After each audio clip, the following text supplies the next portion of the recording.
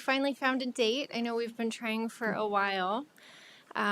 So for those of us in the room, emergency exits, you can go out the back of the room, either door, and either direction down the hallway to the exits, either end of the hallway.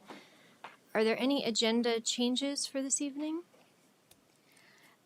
I don't have a change to ask, but I did have a comment to make that is based on the last point in our agenda, but kind of is relevant to, yeah, well, that right before that one.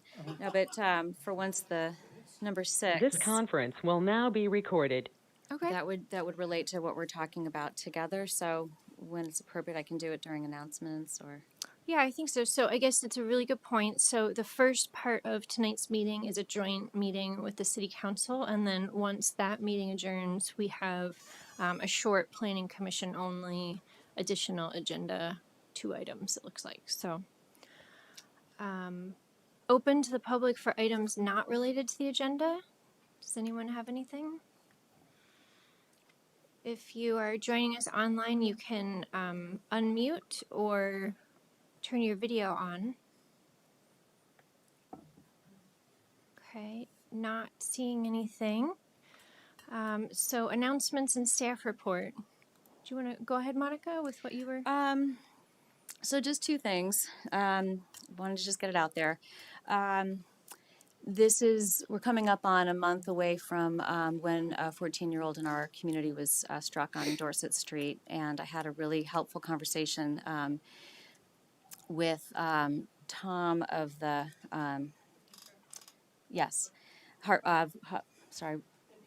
of Public Works, thank you, that's what I couldn't find, about what the process is for seeking some improvements. And it was noted that since that happened a year ago, in fact, no specific investigations or of engineering, anything like that has happened in that area. So I was happy to understand what the process is. And I do think that he did some, he looked at the solar collector to determine when lights turn on, so maybe something changed there. But I just wanted to remind everybody that we're coming up on a year from that, and there might be some interesting things within the process that can be improved to help the city respond to such things. But the second thing I wanted to just make a comment about was, I think in our last Planning Commission meeting, the concept of the Planning Commission working in a nimble manner came up, and we have worked in a nimble manner regarding to what we're going to talk about in item 6, which is relating to a brand named Tesla. And we also worked in a nimble manner relating to something that was not directly connected to Beta, but in response to Beta's being here. But I just want to remind that when Habitat for Humanity came to us, we rejected acting nimbly. And so I bring that up now just as a comment that while we're all here together, I really look forward to better understanding under which circumstances the Planning Commission should function in a nimble manner versus not. And I think maybe some strategic direction on that would be helpful. Great. Other comments or announcements from either body? Okay, then we can move on with our agenda. Anything from staff? No, we're good. Okay, so I think staff did a really great job of laying out in the memo in the packet, kind of an overview and some background about the comprehensive planning process. Can you pull your mic towards you? I'm hard of hearing, so Yes. everybody would. Yes. So we are, in general, tonight going to be talking about the comprehensive planning process. Our next plan needs to be adopted by 2024, which does sound like a long time away, but it means that we have to have it ready for formal adoption by August of 2023. So there's a lot of things we need to talk about as a community and as a group in the next, I guess, less than, 10 months that winds up being. And for tonight, we have an agenda or a memo in the packet that I think we're going to generally follow. It starts out with some background about the process, and I didn't know if Paul, you had anything else you wanted to add to what was already in the memo or things you wanted to point out specifically. Only just that the sort of overall, the two sort of major themes coming into this plan is one that the 2016 plan was a massive lift by the community, and that the commission is thinking of the 2024 plan as a update, as a refinement, as a sharpening of a pencils, but not as a let's throw the whole last plan out and start over. And so that's one, and then two, that the commission is hoping to take an approach that is sort of top of the funnel to the bottom of the funnel, which leads directly into your conversation tonight of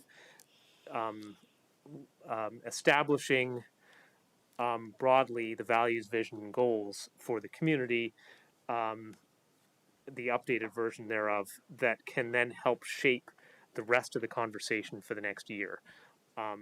It's I think from staff's perspective, there's some room for that to be nimble to the extent that if you hear a lot of feedback over the next year of some piece that should be adjusted, then that of course should be done. But that broadly speaking, having the values, vision, goals largely outlined will help all the committees, help yourselves to have a framework around which you're doing the work. So those were the couple things that I just wanted to highlight.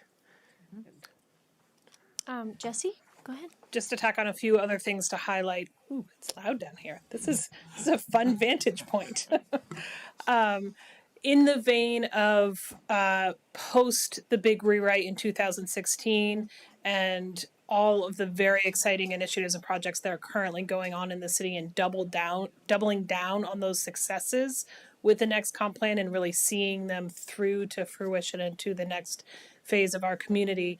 I also think it's really important, and Paul has outlined this well in the memo, to remember how we are actively using our current plan to align our annual policies and strategies process and the annual work plan for both our staff and committees. And our intention is to continue that and do it even at a deeper level with the next plan. So this really, while it's a high level comprehensive plan of where we're going as a community, it's really our as staff expectation of what drives our work day to day over the next 8 years. So again, thinking about that, what are the high level values and visions that we're doubling down on with this plan to operationalize in the years to come? Thanks. Great. Anything else before we dive in? Can you just remind me, when the next update is approved, how many years does it run? Is it 5? It's now 8. It's 8. Yeah. Okay. Thank you. Thanks to I believe it was Senator Reilly helped a few years ago to modify that. See, I can forget things. Pointing And the out entire your good planning work. community thanks you for that. Okay, now I remember. But I still didn't remember the number. Right. How many years? So 8. So I think the memo outlines the different stages of work, and if you look in there, there's 10 different stages between this initial conversation of affirming the values and goals and adoption at 10. Just a few of which have been highlighted for discussion tonight. So as was mentioned in the memo, we're going to focus on the areas that were really highlighted in the red text, starting at the top with the kind of affirmation of vision or values and goals. So to that end, in the packet, there was the 2016 comprehensive plan, vision and goals, as well as kind of following multiple commission conversations where we discussed priorities and vision and goals, as well as just general feedback that we've had, over the many years it's been in place. Staff took a first crack at some draft potential new language for the 2024, now what we're draft calling the values, vision, and goals. One of the things that came up in our discussion as a commission was that there was maybe not as much focus on our values and us as people in the community, and it was a little more focused on more physical aspects. So, one of the things that we wanted to do was really focus more on the people as well. So that was one of the themes that had come out of our discussions already. And I think one thing to point out is that what's presented in the packet with the redlining is not it's not something that the commission came up with and voted on and we're bringing forward as like this is our recommendation. It's kind of a compilation of different conversations for discussion kind of in this bigger group. And I think our goal for tonight is to specifically get feedback from the council, as well as all of us kind of discuss kind of what we're thinking and give ideas. And it would be nice if at the end of the discussion, we could at least have feedback from the council and possibly a kind of an affirmation that this makes sense to move forward with community outreach, knowing that whatever we bring forward to the community as part of that process, would still be up for adjustments through that process. So I guess what I was thinking is it might make sense for each of us to kind of have a few minutes and just present if there's any comments or questions or things that you think are missing, things that is maybe in there but you really feel very strongly about keeping in there. And then maybe after each of us kind of gives our ideas and thoughts, then we can kind of see if there's common themes or things that seem like they're generally missing and we as a group want to kind of add in or make changes to. Does that seem like a reasonable approach? Okay. I guess we can just kind of go down the line or maybe hear from commissioners first, because we're maybe putting the counselors on the spot a little bit. Us as commissioners have been able to think through it a little bit. So maybe, I don't know, Michael, do you want to start? We'll go through commissioners first and then hear from counselors. Sure. First of all, I read with interest the submission that the ideas that Andrew Chalnick sent us, and I can't argue with them. I fully endorse those ideas, particularly the addition of fair and just in the first bullet point. But I also feel that climate change has to be bright and bold and right up front in this visions and goals page. It's the page that sets the tone for the whole plan. So I have a few suggestions to make based on Andrew's submission, but I'd like to change a few things or propose a few changes. Michael, would you like to have what Andrew put up on the screen Sure. for folks, or do you want to work off this version that was in the packet? No, you can work off what Andrew sent in. It's easier, I think. Yeah. Because I didn't. Mine have only gone to commissioners possibly. Well, I got Monica's. So just as background so that everybody knows what is happening here, Andrew yesterday sent in some markups that he proposed, and the way that this reads on the screen is he accepted all of the red line that was in the packet and then made proposed modifications to it. So this language that you're seeing in black is not the current adopted, it was what staff presented in your packet. Yeah. Okay, go ahead, Mike. That's in the red line. So, first of all, the most likely climate change impacts that we will see around here are floods and droughts. And floods will threaten life and property, and floods and droughts will both threaten our food supply, our ability to grow stuff here. So, I'd like to change what Andrew wrote as climate change focused to something like climate resilience and food secure. Climate resilient and food secure. South Burlington should be climate resilient and food secure. And then it follows from that, emphasize sustainability for the long-term viability of a climate resilient and food secure South Burlington. I think it should go as far up, maybe not the top bullet point, but maybe the second one, since it's so crucially important to us. So this is under human scaled? Is that, I'm confused about, Then a third one, Climate change focus. Yeah. okay, but the resilient sentence is in the one before. That's what's, So I think what he said is he liked the change to fair and just in the Okay. first one. And then thought That that one. the one that used to be called climate change focused. should be So sustainable. that's the one I'm suggesting that we should change to climate resilient Food secure. and food secure As the title. as the title for that Okay. bullet, yes. The rest of the points are okay. I was going to add a few things to the bullet about conserving and protecting our wetlands. I would add conserve and protect our natural environment, including our wetlands, grasslands, forests, meadows, natural areas, open spaces, aquatic resources, air quality, agricultural resources. I think we need to have a bigger tent there and cover all those items because they all have a bearing on our ability to be sustainable in the face of climate change. The only other one that I'm proposing is the last bullet, which is of Andrew's under opportunity oriented.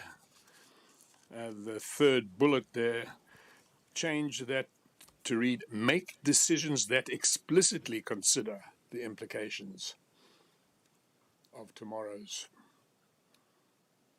today's decisions. Make decisions that explicitly consider. Could we see the That's- first bullet point? Because I don't remember. I can send these afterwards the in first- writing if you wish. Okay, thank I you. know it's hard to keep track of. That was all I had on this particular page draft of the vision and goals, the bullets. But I do want to say something that I think has been missing in our conversation. Every economist or agronomist or climatologist will tell you that our lands and our oceans have a finite carrying capacity, which we have been exceeding for many, many years. We are consuming and depleting our planet's resources at an unsustainable rate. To survive, we have to find a way to match consumption and capacity, I guess, carrying capacity. That means water, land, air, the sea, what we've got. What population can be supported by what we have in the way of water and land and clean air and energy resources? Too many people, and maybe in our case, too many cows, are degrading these resources, and along with that, the quality of life, public safety, health, and welfare, which we claim to be our goals in this plan. Our waterways are already impaired. Lake Champlain is poisonous. I have not swum in it for 7 years, and before that I swam in it almost every single day in summer. And I think a lot of people are in the same boat. I don't know the answer to this question, but I think we all have to think very hard and deeply about the carrying capacity of South Burlington before we overwhelm it. How do we measure those resources, the resources that we have? How much water do we have, or how many people can we support with the water we have? I think we are complacent if we think Lake Champlain is our ace in the hole. We share Lake Champlain with New York and Quebec. They all have a claim on it. And if there are continuing droughts and we start to use water from Champlain for agricultural scale irrigation, it's not that big.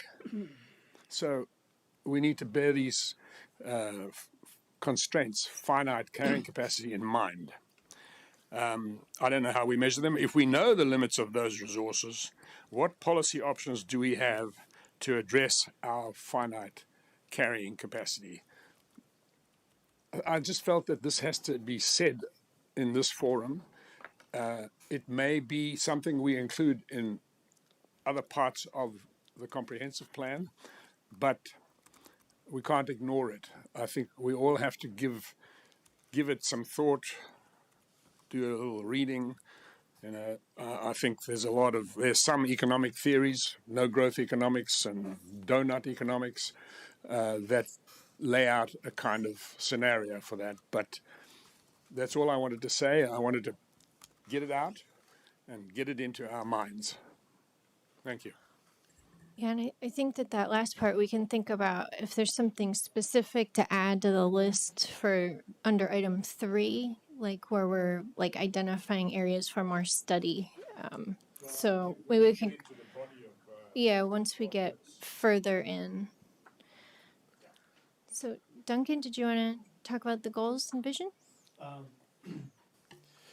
Yeah, I'm going to take a slightly different track than Michael.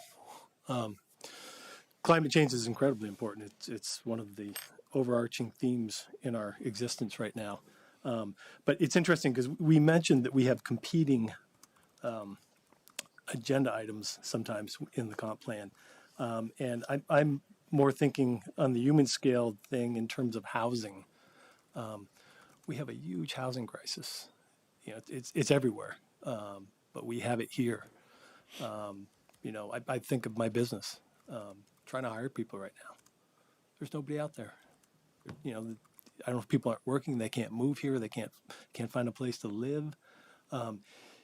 Housing is one of the most important things, and I'm not discounting climate change, but I really would like to look at our community and say, what can we commit to trying to make housing more affordable for our population?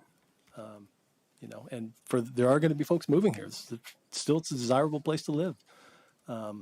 But to me, that's one of the overarching themes, along with climate change, is, what can we do so that this place doesn't become an exclusive enclave?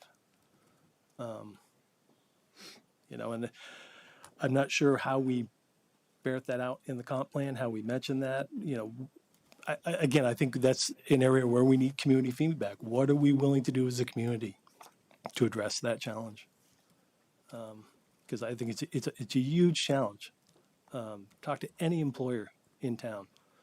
It's a major issue.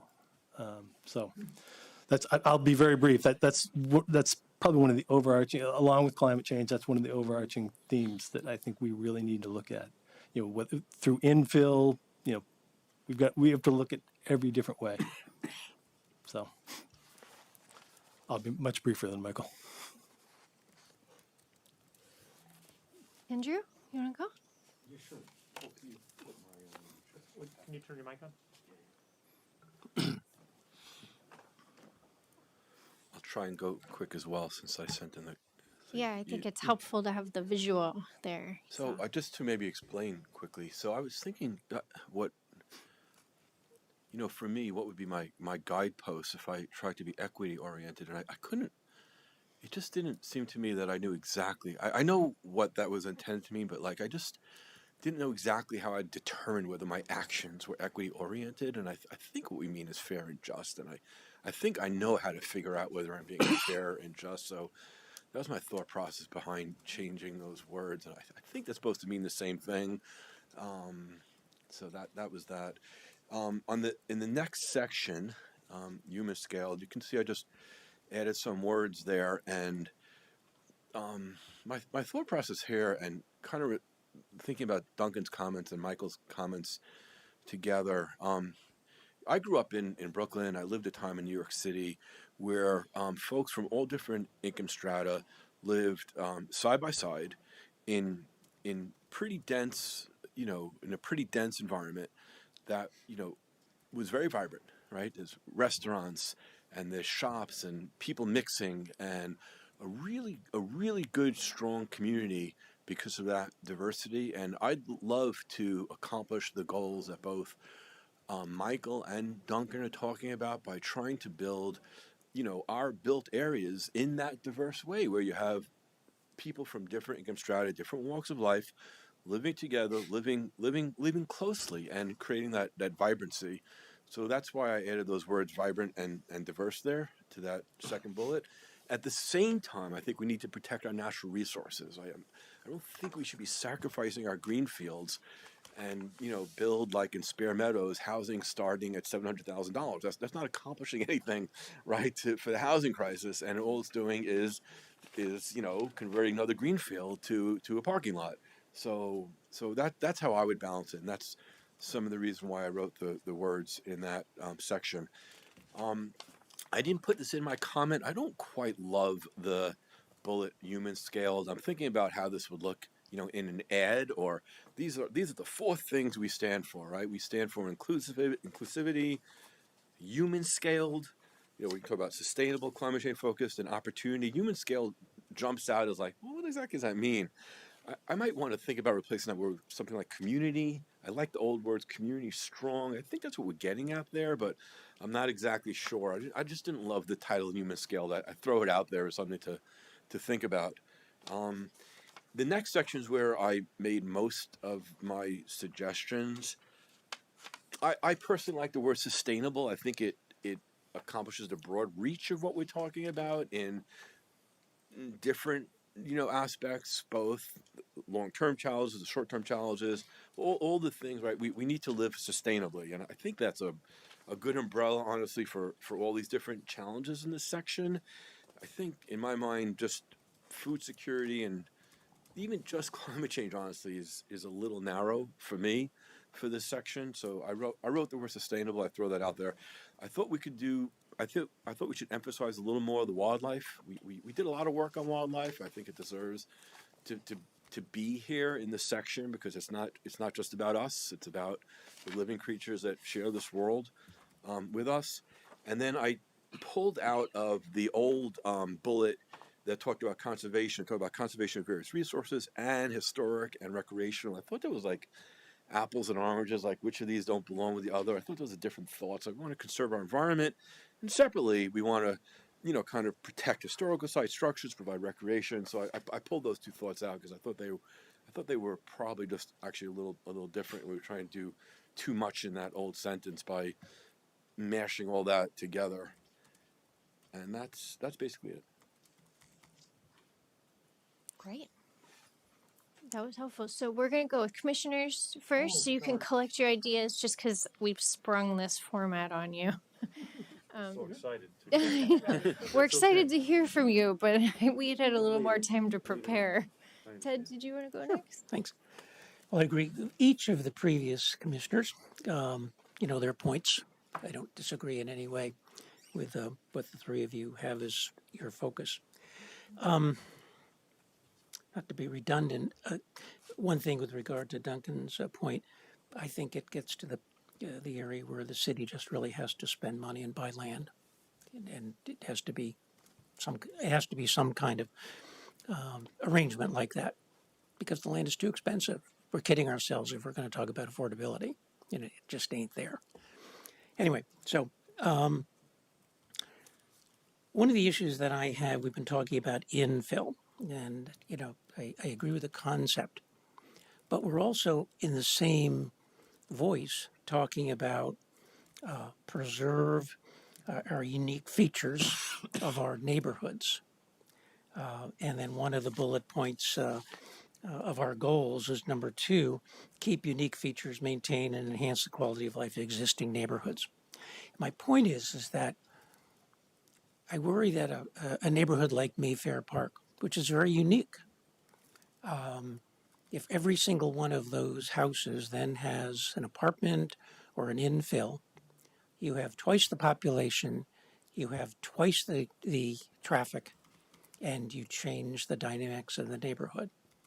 So I think we have to be very careful where and how we go about preserving the neighborhoods in some way of their new uniqueness, but then also creating the infill. I don't have the answer to that, but I would really like to be careful about how we address that. Infill, sure, in city center and there, north of Williston, north side of Williston Road and so on, but it gets a little dicey. And the neighborhoods also are going to have some real issues, I think, with that. When suddenly you say, well, suddenly,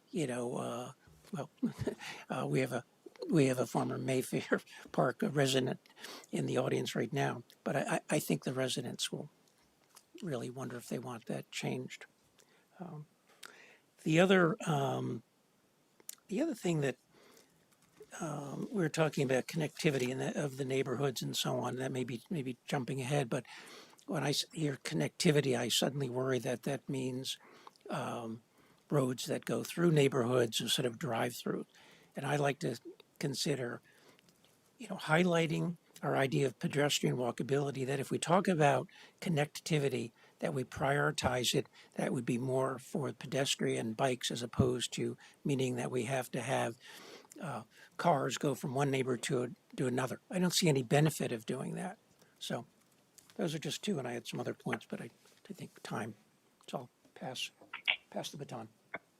All right. I appreciate being able to go so late in the list here because you guys, I agree with so much of what everyone said. Monica, could you also pull your mic to you? Yes, Thank you. absolutely. So I did send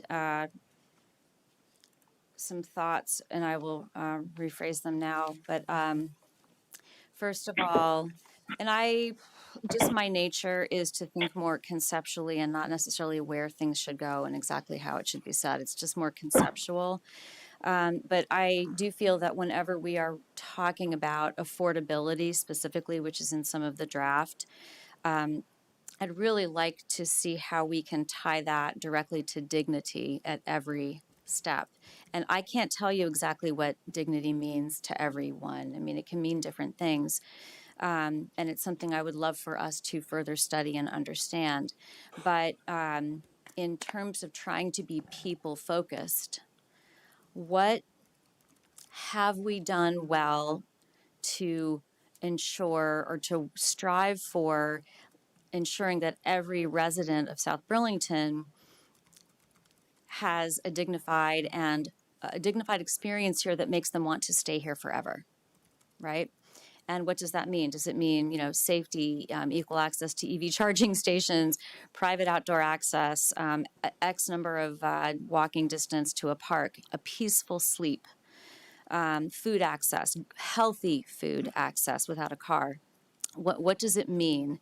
And if we can identify what those things are, besides all of the how big is a place, how many bedrooms does it have, what are the key things that we can work on as a community to make sure that every resident has what they need, and so they want to stay, which ties into some of what Michael was saying, and perhaps this came from Andrew's, but let's go beyond that too. What is it, almost like a Bill of Rights for every resident that we would aspire to? What have we done well and what can we do better? And if we clearly communicate that, I do believe it will help us when talking to the community about difficult decisions like infill, because I know that will be a difficult conversation. So if we can clearly articulate what we're looking for in terms of providing this dignity, I do think it will help us. The second thing I wanted to point out is referenced, I kind of mentioned earlier in my comment about my concerns about we're coming up on the year of this near fatal accident of our 14-year-old. But I know that through IZ, we ended with a lot of support for trying to move to a big push of residential within our transit overlay district. I believe that right now there's only one of us here who lives in the transit overlay district. And I think that's Paul, but you're like on the outside of it probably. I don't know if any of us live in the transit overlay district. I don't think any of us live in perpetually affordable housing. And I think a few of us live in homes or properties that could currently house 2 to 3 families. So I just wanted to put that out there that it's really important that we understand what it means to be living in the transit overlay district and what can we do to make it great. To Andrew's point, I too lived in the New York experience. What are we doing wrong? What can we do better? And this last point of not only do our residents deserve to be safe and live well here, but also our passersby and our visitors deserve to have a safe experience here. And the other end of what happened with this 14-year-old is that he was struck by someone who's not from here and not familiar. So when I was driving here tonight, again at Dorset and Kennedy, one car was waiting in the intersection that we all knew when you get your light, you go, because no one else goes. They didn't know that. They thought the opposing side was also going to go, and so they waited to turn left, and everyone got mad. So when they finally turned left, there was a lot of aggro driving happening very quickly past the high school of people that were just mad that this person didn't know. Right, and I had to wait for a second light. Next light comes up. Someone's waiting in the right lane. We all know that you go in the left lane to go to Dorset because the right lane's turn only, right? Well, this person didn't know that. And so again, they go straight, and the person next to them was pretty upset about that, and they had to show that, no, actually, this is my place to be first. And again, there's speeding happening past simply because I think there were 2 incidents of people not being familiar with the roads because it's a transit overlay district. And I bet there's a lot of people that are not familiar in these districts, and this is where we want to put housing.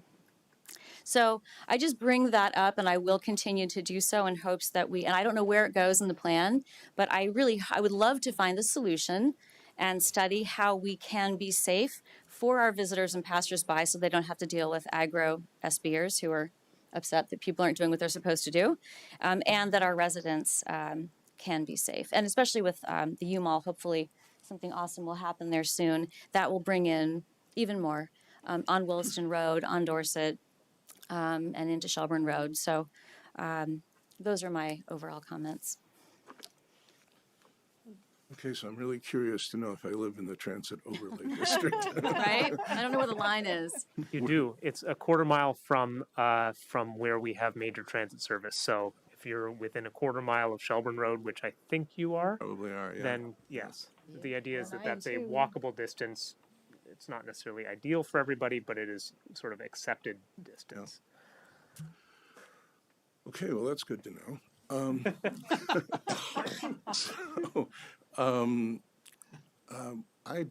My thoughts are more on how we go about doing this than even what we do.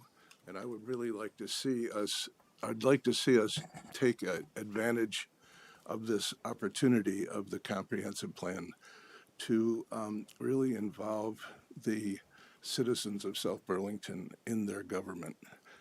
We have the technology now, I think, to do that. I mean, we're kind of zooming along here at every meeting, and people can participate from their homes like never before. So, and we've got public relations people and staff that we didn't used to have. So I would really like to see this kind of as a community organizing effort around, building the comprehensive plan, which is the foundation of everything that happens in South Burlington. So that's kind of my issue. And of course, I'll put a plug in for the Chamberlain neighborhood and their 2016 plan that they wrote that's never been implemented, and I would like to see that included and implemented. And I'd like to see other neighborhoods do similar efforts like the Chamberlain neighborhood did. I think that's it. Thanks. Okay, so I have a few thoughts. I think almost all of them are echoed of things we've heard before. I really like being more broad with the sustainable, like instead of just focusing on climate change, your idea of calling it sustainable, I think makes a lot of sense. Michael brought up floods and droughts, and it feels like maybe something that's missing. I know we use the resilient in a few spots, but maybe being specific about like things we could do to actually prepare for the changing climate itself, specifically floods and droughts, which I think we're most susceptible to here. I think there's a lot of things in there already about housing. It does mention safe and efficient transportation system, but maybe that's an area that we need to be more strong with how we're wording it. And then I liked Monica's idea of dignity, and I guess I'm not sure exactly where to like add that in. You know, that Andrew had the idea of maybe fair and just being good words to add. I think either dignity or fair and just, maybe kind of including in that first title makes a lot of sense. So those were just a couple of thoughts, and I guess we can keep going around. Tim, do you wanna? Oh, he's got a whole book. Yeah, I'll try to keep this short.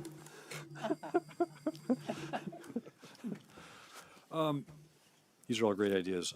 I guess the points I wanted to make were that, you know, the comprehensive plan is aspirational, and I think what we're facing now is some incredible rate of change internationally that we haven't experienced in a long time, right? I mean, we've been pretty stable for quite a while in terms of energy prices and food availability and, you know, additions to housing stock and stuff like that. But we're undergoing right now a very strange time with a lot of geopolitical churn, geoenergy churn, amazing and unfortunate climate change. And that's driving costs for all types of things that people need. And it's also, you know, we have this vulnerability to disease spreading quickly across the whole planet. So all these things that we do to at least maintain or improve our quality of life is important. But to get to Michael's point about carrying capacity, I am worried a little bit about, you know, if it's more susceptible to drought and GMP buys half of its power from Hydro-Quebec, and there's this extreme drought in Quebec, and the Grand 1 and 2 don't produce enough power like you have in Lake Powell right now, not producing enough electricity. And at the same time, that affects our ability to pull water out of the lake, and then we also, you know, process, you know, wastewater and send that back to the lake. The Seabrook, New Hampshire license is going to expire in a few years. Will they renew it? I don't know. But those are really good questions, like water, sewer, electricity, those types of energy. Do we think we have enough for the next, you know, 5, 10, 15, 20 years? And then that funnels in really closely to this amazing demand for housing in South Burlington, because we have a lot of demand for it. And I think that we all agree there is not a lot of new greenfield left to build.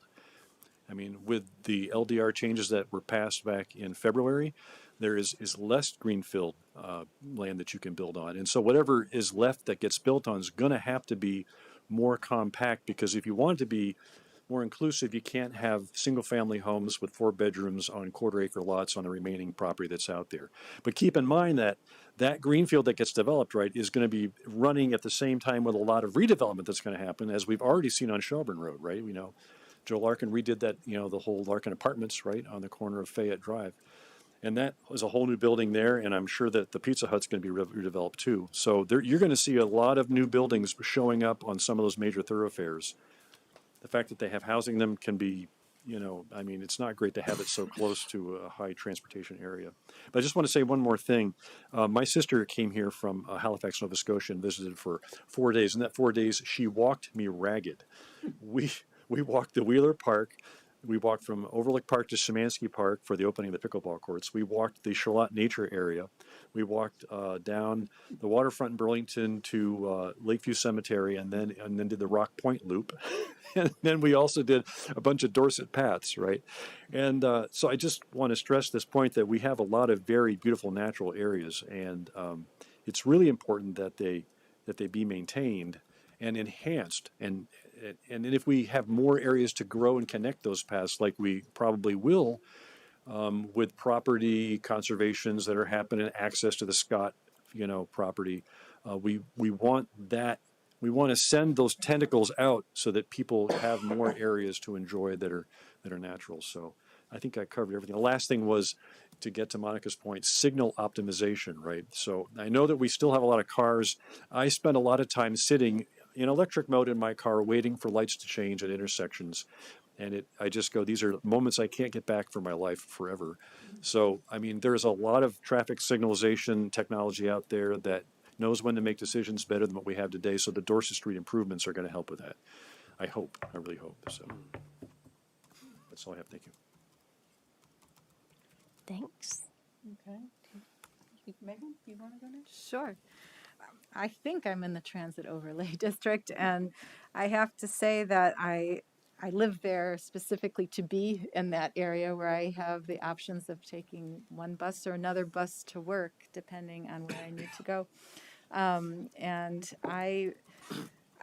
at the same time, I wouldn't live in New York City. And I think that having a son who lives in New York City, who wants to get out of New York City, it's not the panacea. And so I really hope that we won't become New York City.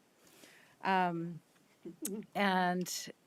I think that cities are going to not be the most resilient places during the years of challenge that we will have, the decades of challenge that we will have.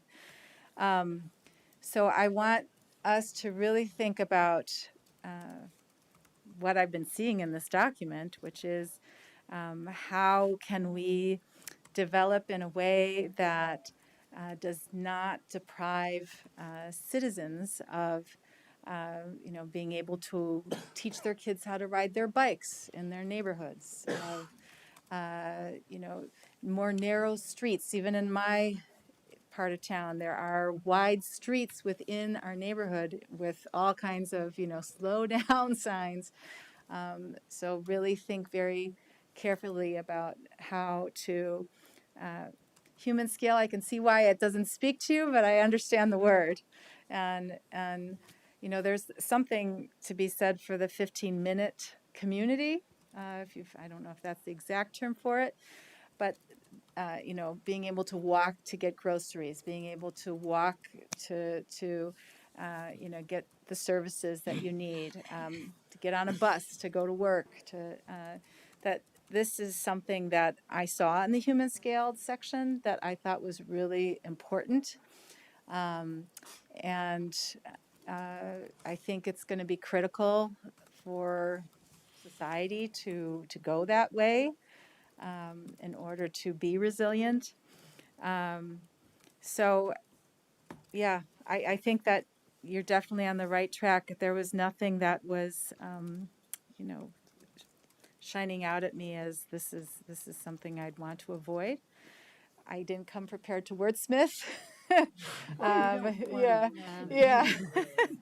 So, but I like all that's been said here, and so we'll keep carrying on with the. So I'm the cleanup batter. And I even hate baseball, so I don't know why I use that analogy. You're on a roll tonight, Oh Helen. my God. But Just anyway, lost 1,000 votes. yeah, right. I appreciate all the comments, and I think they're excellent.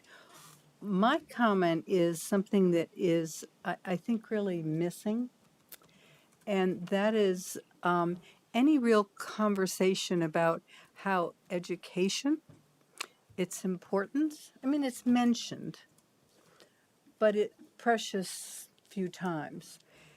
And when you're thinking about a comprehensive plan for a community that doesn't have some good stuff about education, I think you're missing one, a very large expenditure of taxpayer dollars, but also something that's really, really important to everyone who lives here and anyone who has a business.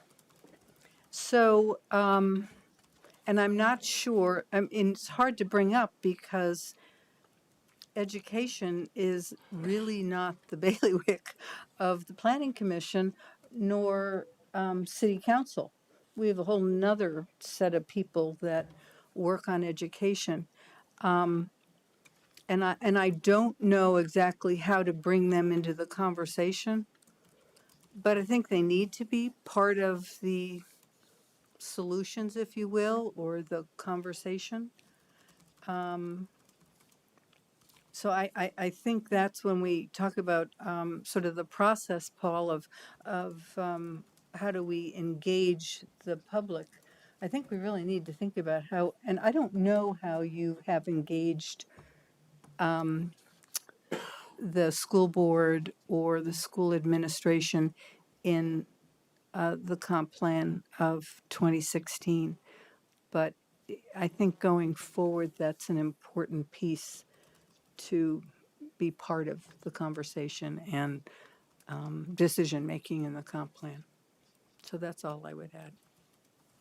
Couldn't we ask the school board to write a section for the new comp plan on education or draft one? I don't know. Yeah, I don't, is there, I mean, I know there's, the comp plan's supposed to cover certain areas. I mean, it seems like an important, I was looking in the, like, there's a short section about the schools, but I guess I'm not sure how education fits in the past. It is one of the elements that's expected under statute to be addressed in the comprehensive plan. So that is a component. I think that's really good food for thought for us to consider how to best integrate them, having them participate by helping to write that section. I think is an important step, but I don't know that that's the end point of it either. I think similarly, we have engaged, started to engage with our fire department and our police department as it relates to the comprehensive plan, and they've participated in the past in writing their section. But I think that there's so much of an opportunity that we've been learning and talking with them about the way that they interface with our community that is very different from how I interface, and we can learn from them from their experiences. That maybe we can draw something from like that from the schools also, not just about schooling, but about their interface in the community and what the changing face of the community that they're seeing is. So just a thought on that. I mean, along with that, we are creating potentially more housing, and that means more children in the schools. So, you know, it's a layup that we really have to engage them because, you know, they might say, we can't take another 1,000 or another 500 or 300 more students. We cannot do that. They are saying that. Okay, I have not heard that, and I'm glad they are in a sense. But that's planning. You know, what we do here is suddenly a $400 million bond vote or something. So we have to be very privy to, you know, in 2 years' time, 3 years' time. So we got to engage them. Helen, did you have more comments? Just to follow up, I do think it's more than asking them to write a chapter. I think it's maybe that's where we start, but it's really a much broader conversation to pull them into the housing issues, the transportation issues, just having open space. Maybe where do we site a new school? Carrying capacity.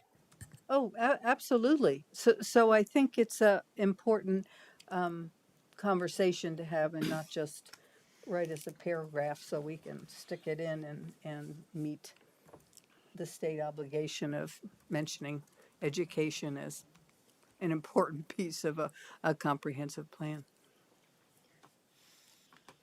Are you done with your comments? I am, Helen? yeah. Okay. We didn't discuss anyone else's yet, but go ahead, Paul. You said, Paul, didn't you have your hand up? Yeah. Yeah, go ahead. Oh, okay.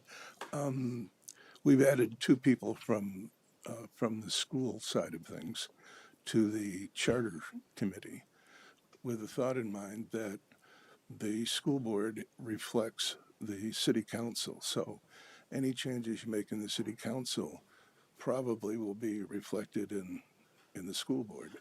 So they would have to consider whether they wanted to be elected from wards, how many there would be, all those kinds of questions. So there at least is a starting point there to bring the school side of things into our planning and into our I don't know, the structure of city government, really. I have a question that is kind of tied into this, and but also not.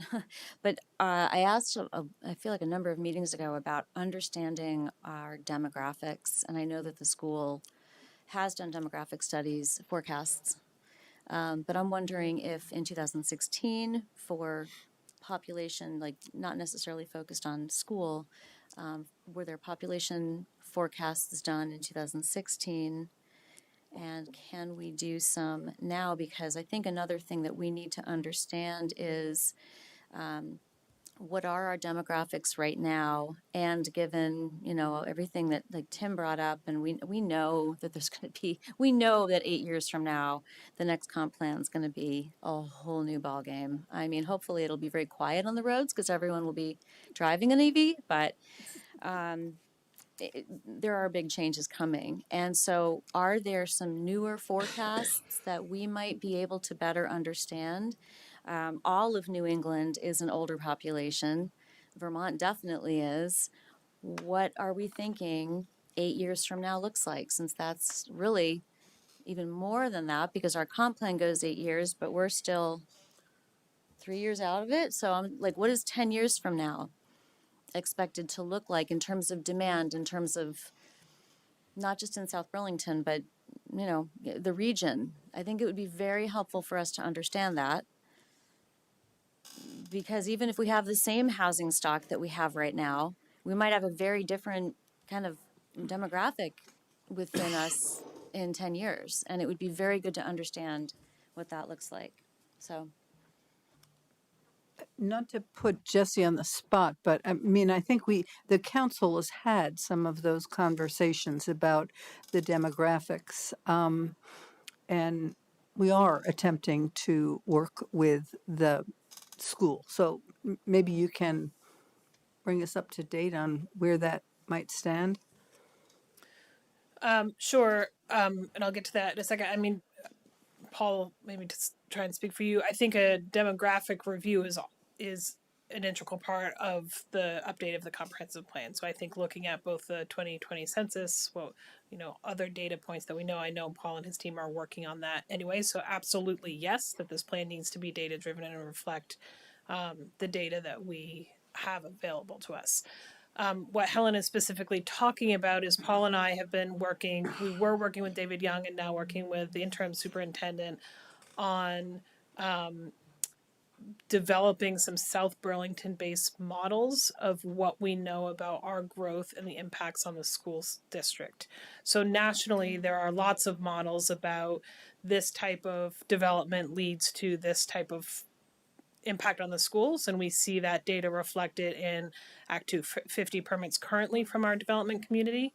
I think there's some mistrust of those data points, what it means to bring on a Champlain Housing Trust building versus a multifamily building of studios and one bedroom apartments. So we are going through a process where we look at what we know about development over the past X years, provide that data, that address data to the school district, and then enable them to overlay their enrollment data by address onto that. Obviously, we can't know what students of what ages live in what buildings. They have that data, so we can feed them the permit and development information. They can overlay the student information, and we hopefully can develop some South Burlington based models and check those assumptions about what we know in the national trends of development, and then use those as we understand, as we model forward what's going to be happening in our community. Paul, do you want to add anything to that? No, I think that captures it really well. I did want to add something just briefly to what Monica said, which is that we did in 2016 have some projections about where we would be in population, and those have been pretty much borne out where we thought they were going to be. From staff's perspective, I think that this next plan, really thinking and tying our anticipated 10-year, 20-year, longer than that population change, whether that's added people or different types of people or different stages of life people, connecting that to what does that mean in all of the areas of the plan in terms of the services, the infrastructure, et cetera, that we need to be prepared for. So I think, to me, that's an area of focus from the That would staff be really perspective. helpful.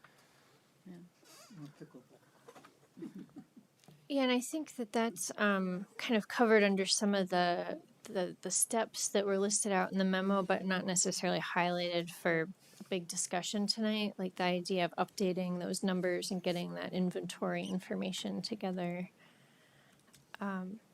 So we made it partway through our affirming values and goals by having kind of that initial discussion and ideas. One of the things that I thought we could try to do to kind of coalesce over things is, we have the draft. I think there's a couple like themes, things that people like mentioned more than once as we were going around.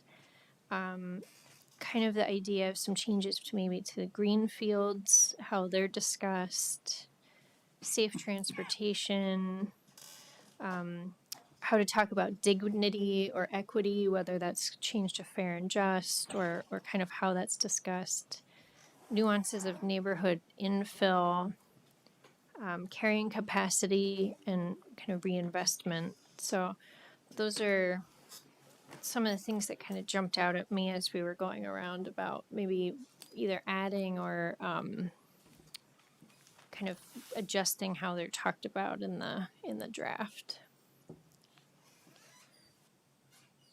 Michael?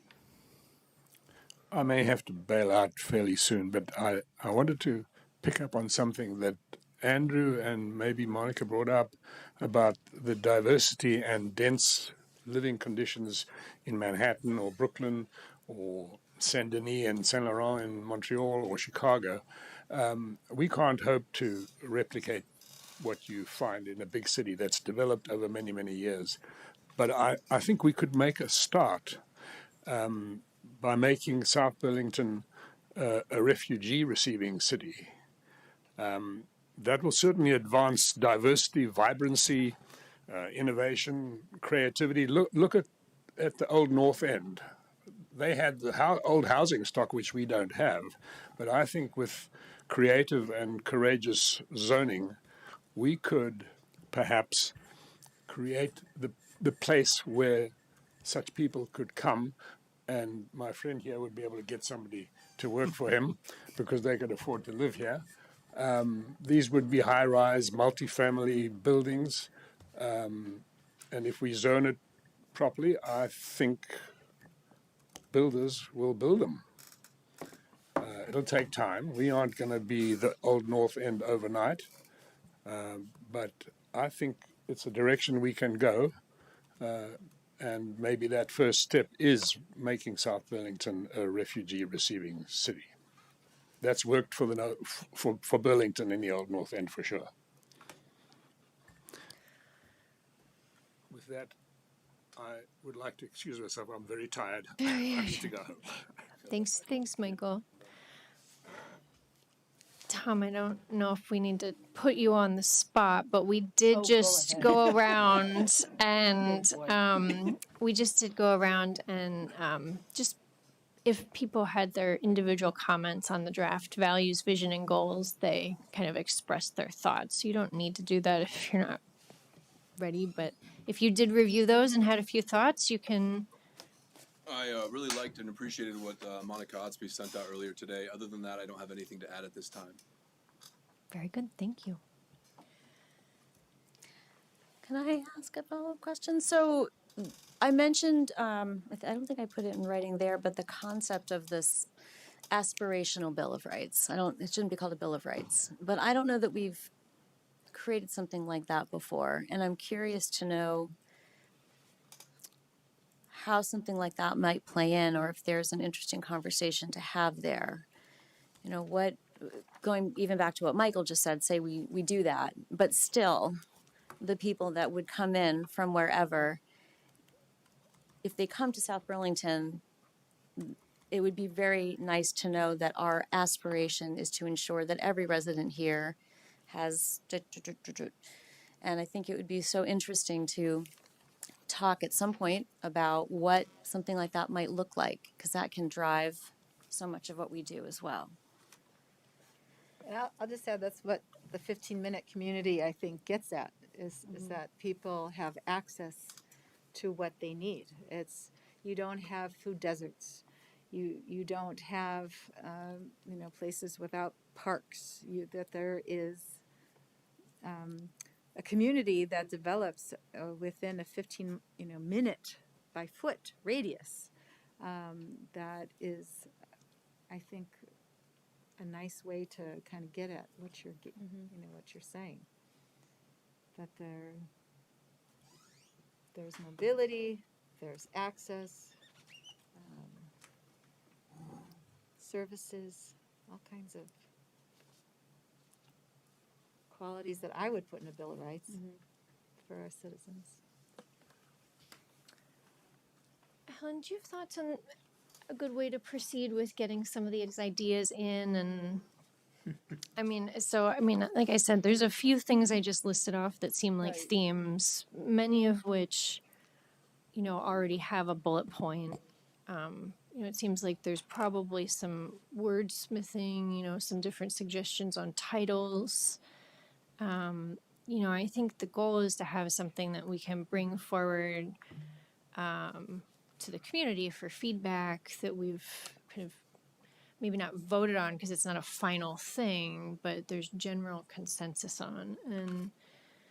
And, we have notes on individuals, some kind of themes that jumped out. I guess I'm wondering, how do we get to a point where we're kind of comfortable with something, and is that possible in this meeting? I think there were, and maybe Paul can pull it together, I don't know. There certainly was several comments, and it seemed to me there was some agreement that human scaled, that term is a little unclear, I guess. And maybe just, is that reflective of what other people think? Or I know, Megan, you said, I understand what human scaled is, and I think we all kind of did, but I think Andrew's, was it Andrew's point? You have 4 bullets, and human scaled is a weird bullet, I think, for a comp plan, and these are sort of our goals. Helen, I think I've got sort of a partially formed thought around that. Okay. So, human scaled was an evolution of the word walkable, which was sort of it was in the last plan as a statement of let's move from being quite so auto oriented. That was sort of that one. And then human scale is trying to take that a next step. I think what I'm hearing from some folks here is that that whole section is sort of focused on transportation, and maybe a slight reorientation of that to talk about that something along the lines of that the purpose of human scale was to say that the car shouldn't dominate the way that we move. But I think that what I'm hearing here is our built environment should be oriented to the human experience more fully, whether we're talking about the movement of people or some of the other things that Monica talked about of, feeling like they can sleep through the night, and all the other aspects of that. And I don't know, I don't have the exact words, but that's sort of the theme that is coming up to me a little bit is, yeah, I have to think about what the actual words would be, but is that what I'm hearing? People focused community or something like that. I think you said community strong, which used to be the name of our first one, Community but it strong almost. is not there, but it doesn't quite capture it. Like it's more about people focused or human focused community, something like that. Like we're talking about a community that's focused on the individual, right, rather than around the car or around. Right, around that the infrastructure serves the people, not the other way around. Exactly. Is what I was sort of trying to say. Yeah, and maybe saying it very clearly that it's not automobile focused. It's walking and people focused. Tim?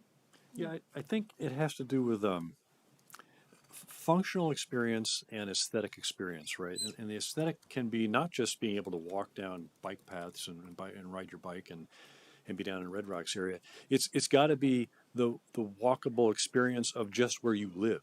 So if you live in a neighborhood of 4-story, apartment buildings, it would be nice if that experience was not like what we have in another community nearby with this new neo-modern, vinyl, Hardy Backer board brutalism, right? Which is just a 4-story block, blump, blump, blump, blump, blump, copied over and over again. And that's like the last thing I would want to see happen here as we say, oh, we have to build a lot of, compact housing. You've got to make that trade-off so that you at least give people the chance to live in a building that looks nice, that's different, that's interesting, that has some angles, that has some unique character. That's the point. The new things that come in have got to present character to the community, and make it enjoyable to drive through or walk through, and especially if you're walking by it, and especially if you live in it. And that, I think that's really important that we forget, is that the aesthetic presence of new architecture is just like public art in some ways. And that's really important, that we not just let the big plastic rubber stamp come in and repeat itself over and over again. Ted? Yep. One of the things that ad nauseum I've mentioned, I think, in our planning commission meetings, and people are probably sick of me talking about it, but one of the things I fear as we get density north of, like behind Zachary's Pizza and that section there, is that we want to have equity. And I was sort of thinking, as silly as this is, people live in that area. They're probably never going to be able to grill a steak on a grill. Whereas all of us have that luxury. We all live in single family homes. So what does that mean? Well, that means, again, that go to New York City or do you go to Minneapolis, major cities, a lot of times there are parks with actual grills where the family can go and have a grill, a picnic. So I think we have to I keep thinking we have to build the amenities first, or at least conceptually, and then build those buildings. Because I really fear they'll plop these up, oh, we check that off, we have now more affordable housing, that's good to go. But I think we really have to be creative and make sure that that people who are living in those different areas have a positive experience and really have actually green grass that they can touch and feel, a place where they can maybe grill that they cannot grill. So that's all part of the mix. Can I add to that? And this is actually something good that we did, that it's a great example. If we can do this every time, it would be nice. We were looking at our new regulations for civic space when we were talking about the Shelburne corridor or whatever. But we said if you're within X number, a quarter of a mile or something from a park, then maybe you don't need to have so much on your property. But then we said, but only if it's on the same side as a freaking 4 or 5 lane road as you. But if it's even if it's right across that doesn't count, because that's not safe. And I think that, what do we do in the comp plan that says every time consider the people that are going to be there? And is a quarter of a mile the same thing when you also have to cross a 5 lane road? No, it's not. So whatever that is, that would be awesome to do every time. Well, and just to pick up on that, to what Jesse said at the very beginning of the evening, that's fundamentally the importance of the conversation tonight, because the 4 major themes, or however many you choose, become the themes of all of the work plans for the next decade. They're the categories by which work is done, and so naturally, those titles, those sort of bullets, become the sort of the magnet that draws everybody's attention, and should be. That's so. Yeah. I guess I just wanted to, thinking about Tim was saying and what Ted said, and what Monica said, the one word that keeps coming back to me, and it was one of the first things I mentioned when we said what didn't we see in that initial list of stuff, is neighborhood. To me, that's the essence of human scaled. Is neighborhood is something you belong to, that sense of belonging and community, and I think that's really what we're trying to get at in a lot of this. Because ideally that's what we all want. We want that sense of neighborhood. The city's a neighborhood, hopefully. But that's, I know, Paul, you were big on this, and I think it's a great idea. Involving the neighborhoods, because for a lot of people that's their sense of community. And how do we translate that to the city as a whole? But neighborhood is, to me, that encompasses what you were talking about, Tim. But I think to build on Monica, the neighborhood, I think we have to think more expansively about what a neighborhood is. And if it's a 4-story apartment building, then when you think about what makes a neighborhood, the sidewalks, being able to teach your child how to ride a bike, grilling maybe, or just having a place to sit and converse with your neighbors that doesn't require you inviting them to your home, is part of the planning process. I think this would be really hard, but when you have your LDRs about what you can build and what kind of amenities a builder needs to consider when they say, I want to put this affordable housing or dense housing on Shelburne Road or wherever. There are all these other parts that make that a neighborhood, that make that a quality of life, equitable, feeling like you belong to the community. So we all build on the little neighborhoods we grew up in, perhaps, but I think we need to think more broadly or differently about that, and be a little more creative on how we define that, which I guess is always hard in regulations, because it's black or white.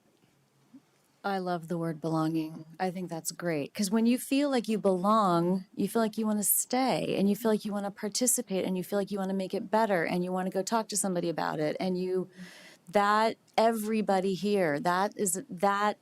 That's, if you feel you belong, that's it. And so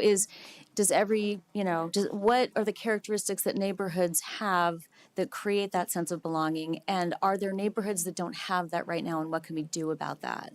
And not everyone's going to have the same pickleball court or whatever it's going to be, but what is it that makes one feel like they belong? And what can a comp plan do to help make that happen? Right, future.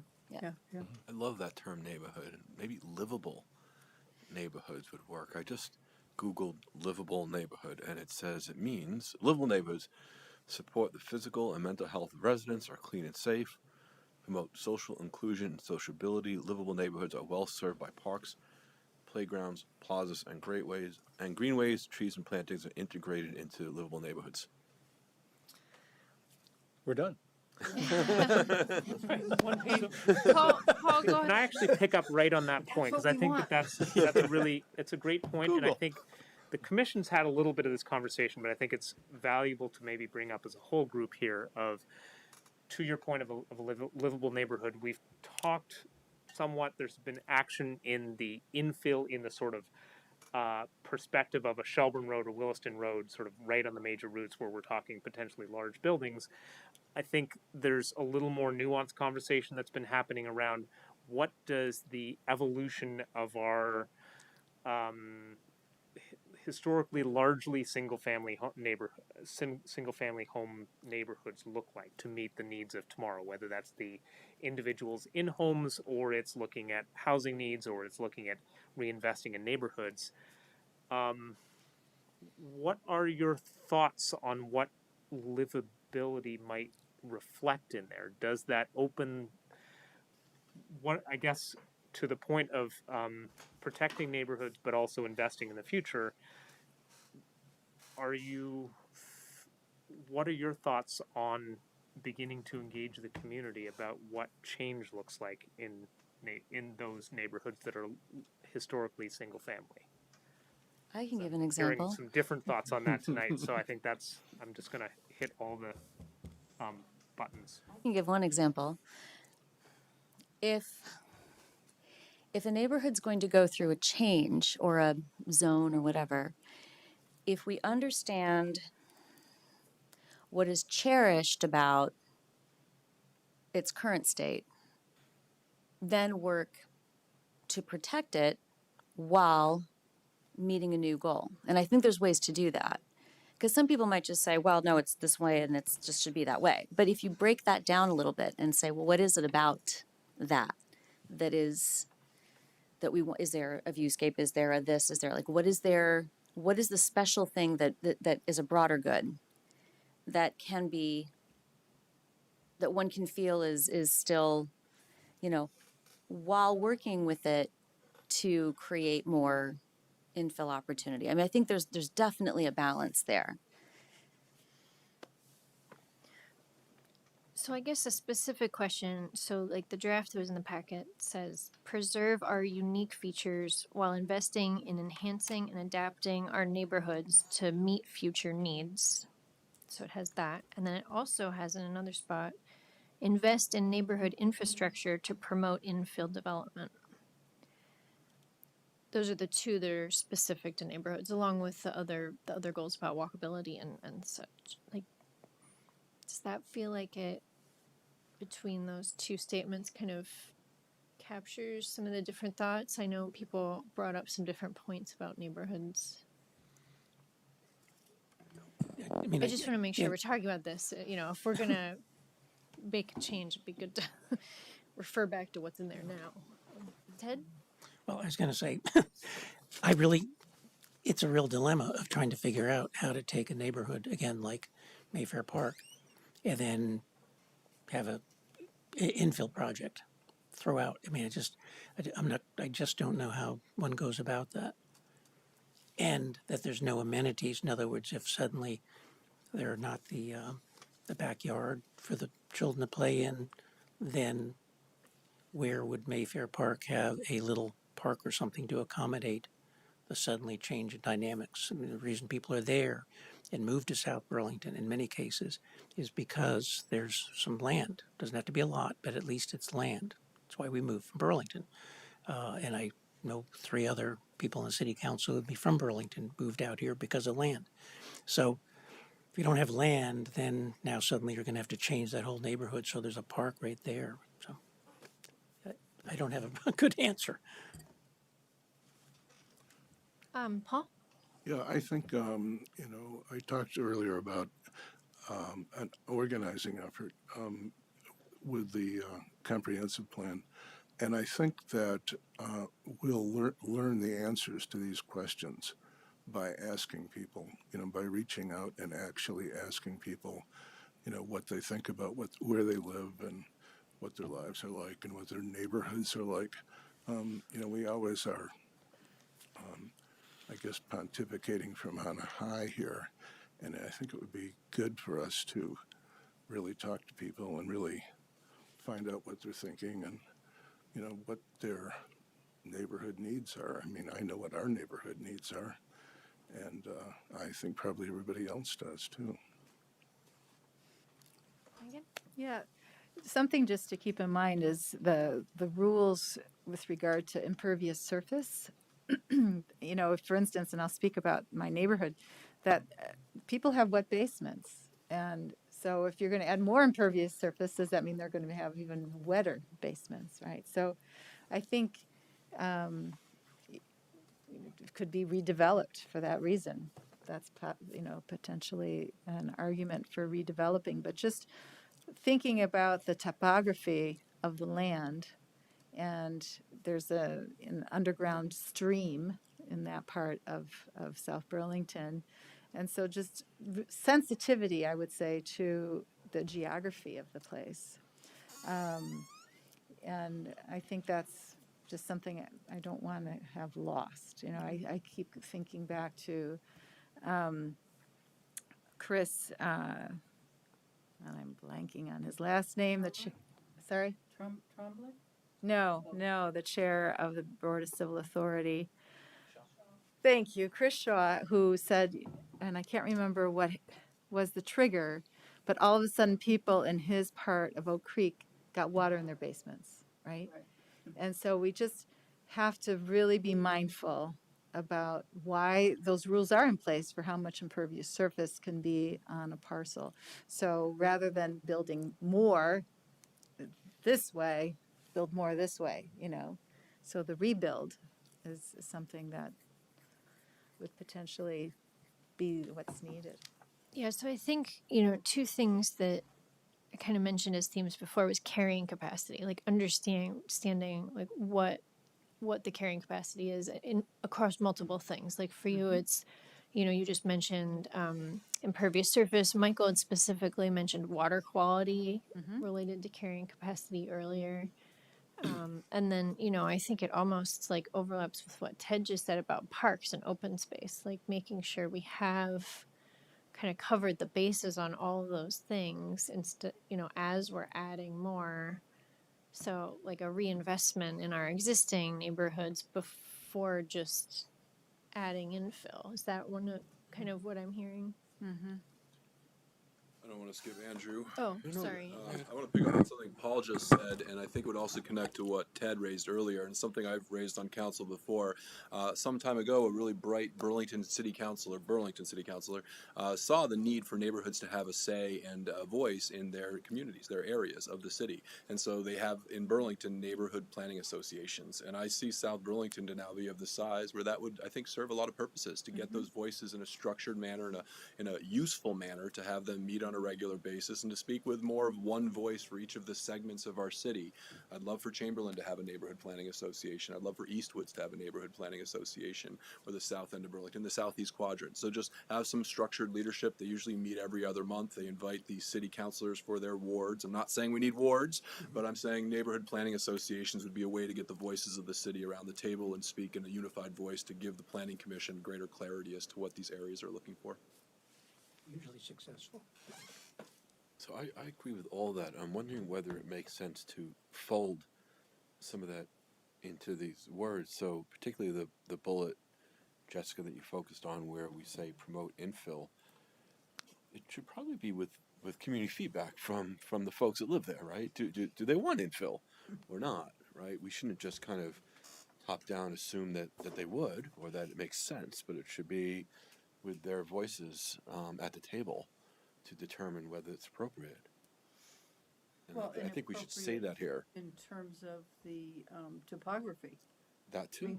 Yeah, that too. So even if they say, yeah, infill's great, and then we build it, and then all of a sudden everyone But we has probably flooded need basements. to like add something like with the impacted communities feedback. So some words to that effect to that bullet. Yeah, I'm actually curious about that because, I mean, I'd like to hear, I wasn't involved with the last comp plan, and I would like to hear, like, how much of the comp plan would be driven by, like, what if there was a strategy put together and it really didn't get current support from the majority of the community? How have you dealt with that in the past? But like, let's say you saw a bigger long-term purpose for it and felt that it was the right thing to do. I don't know. How do you adjust? 'Cause, I mean, some hard decisions will have to be made, it's not, so how does that work in this process? I'm curious. Yeah, I mean, I think one of the things, I mean, it was an issue that a lot of people brought up was like the strategy on the east-west roads in the city. Like there was a lot of feedback on that, and we actually changed how it was worded to look at studying it more. But instead of just saying we need more east-west roads, that was something that was changed, the wording and the approach on that. Okay. So I mean, I think in the past when there was something that was kind of just fell off and we got feedback, we made adjustments as part of the process. So. I think, oh, sorry, go ahead. In our neighborhood, we had the Liberty Motor Inn, as you probably all remember. And when the Liberty Motor Inn was purchased and destroyed, our neighborhood was involved in planning for what would replace that area. And so now we have the administrative offices for the UVM Medical Center. And I wasn't involved because I was on the city council at the time. But, and so I'm not, completely wild about the idea that there's a whole corner that's just a parking lot. But that's what the neighbors really wanted.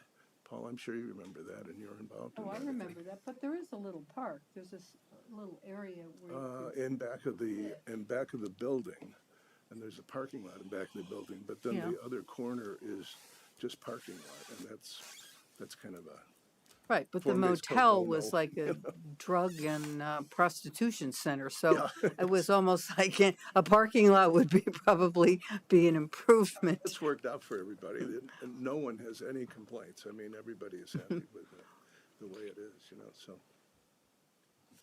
I guess, I think one thing that just came up was kind of qualifying some of these things. So like invest in neighborhood infrastructure to promote infill development where the carrying capacity makes sense, where water quality can handle it, where the neighbors agree. And, I guess when I look at all of these, we haven't necessarily qualified all of them, or some of them.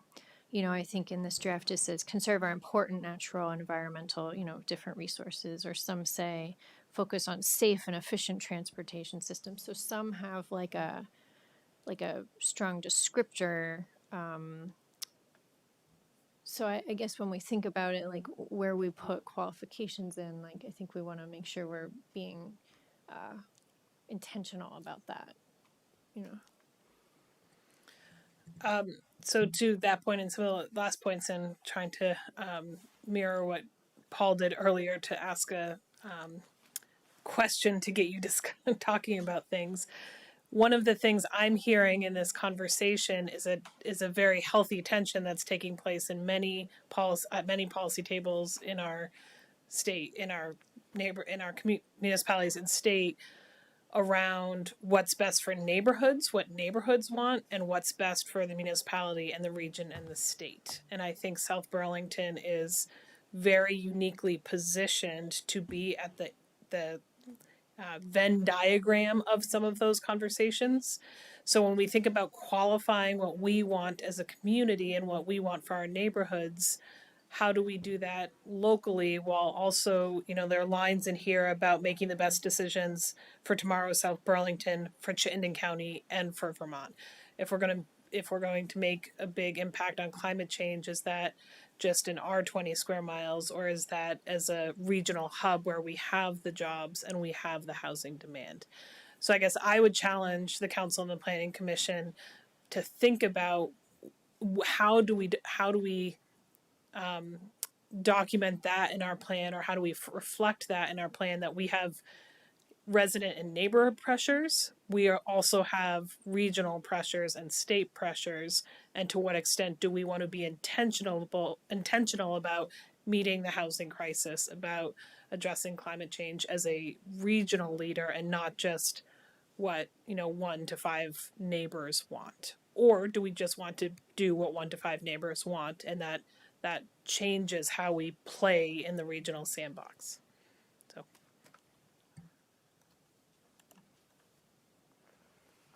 That's tough. I'm not Did you say sure you. regional sandbox? Yeah, I like that. I'm not sure you focused us or not. well, and that's sorry, Challenged us. Jessica. That's not a question to be answered tonight. I think that's a framing I think we are going to have to address in the next year as we develop this plan, and as we think about where these policy rubs are between conservation and housing, between neighborhoods and a regional leader. I think that's a framing that might help. Yeah.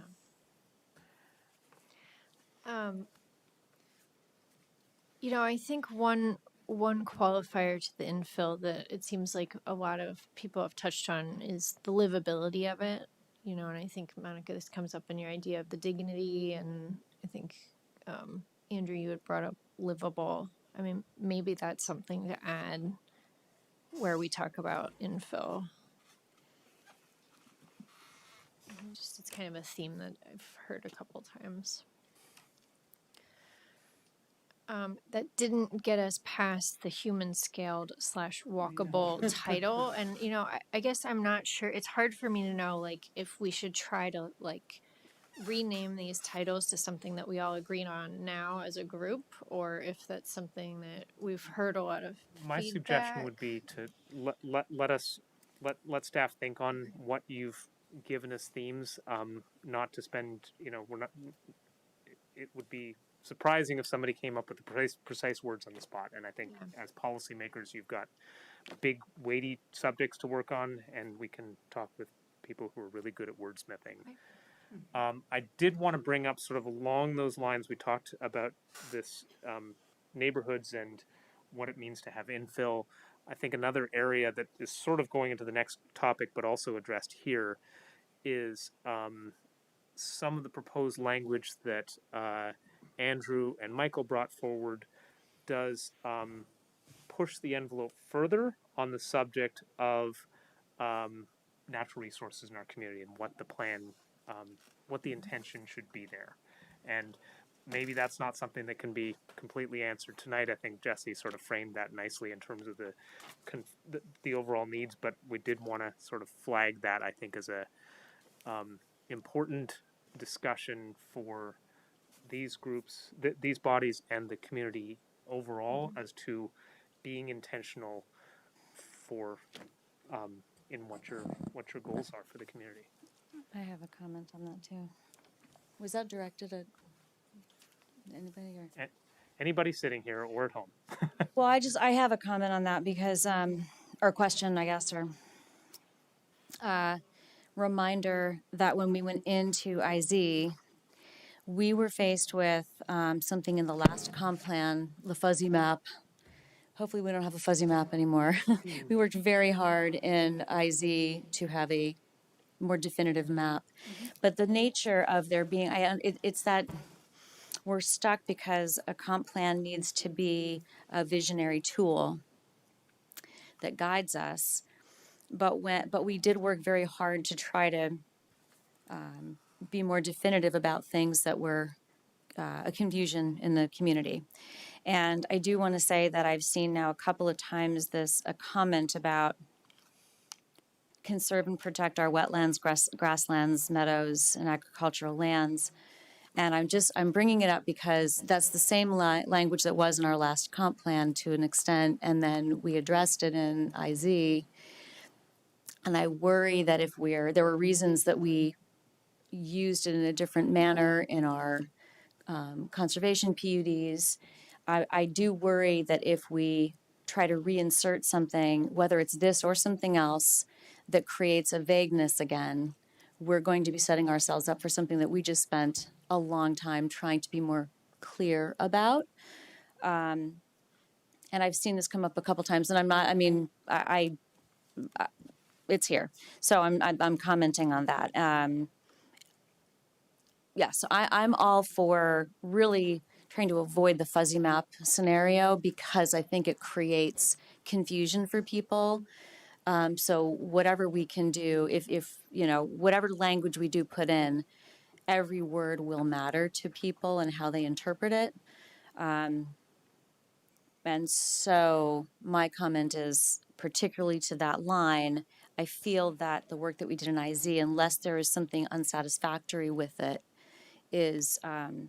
was intentionally resolving some of that, and I think putting a more generalized line about certain resources will only reintroduce confusion that we worked hard to put to rest. So that's my comment.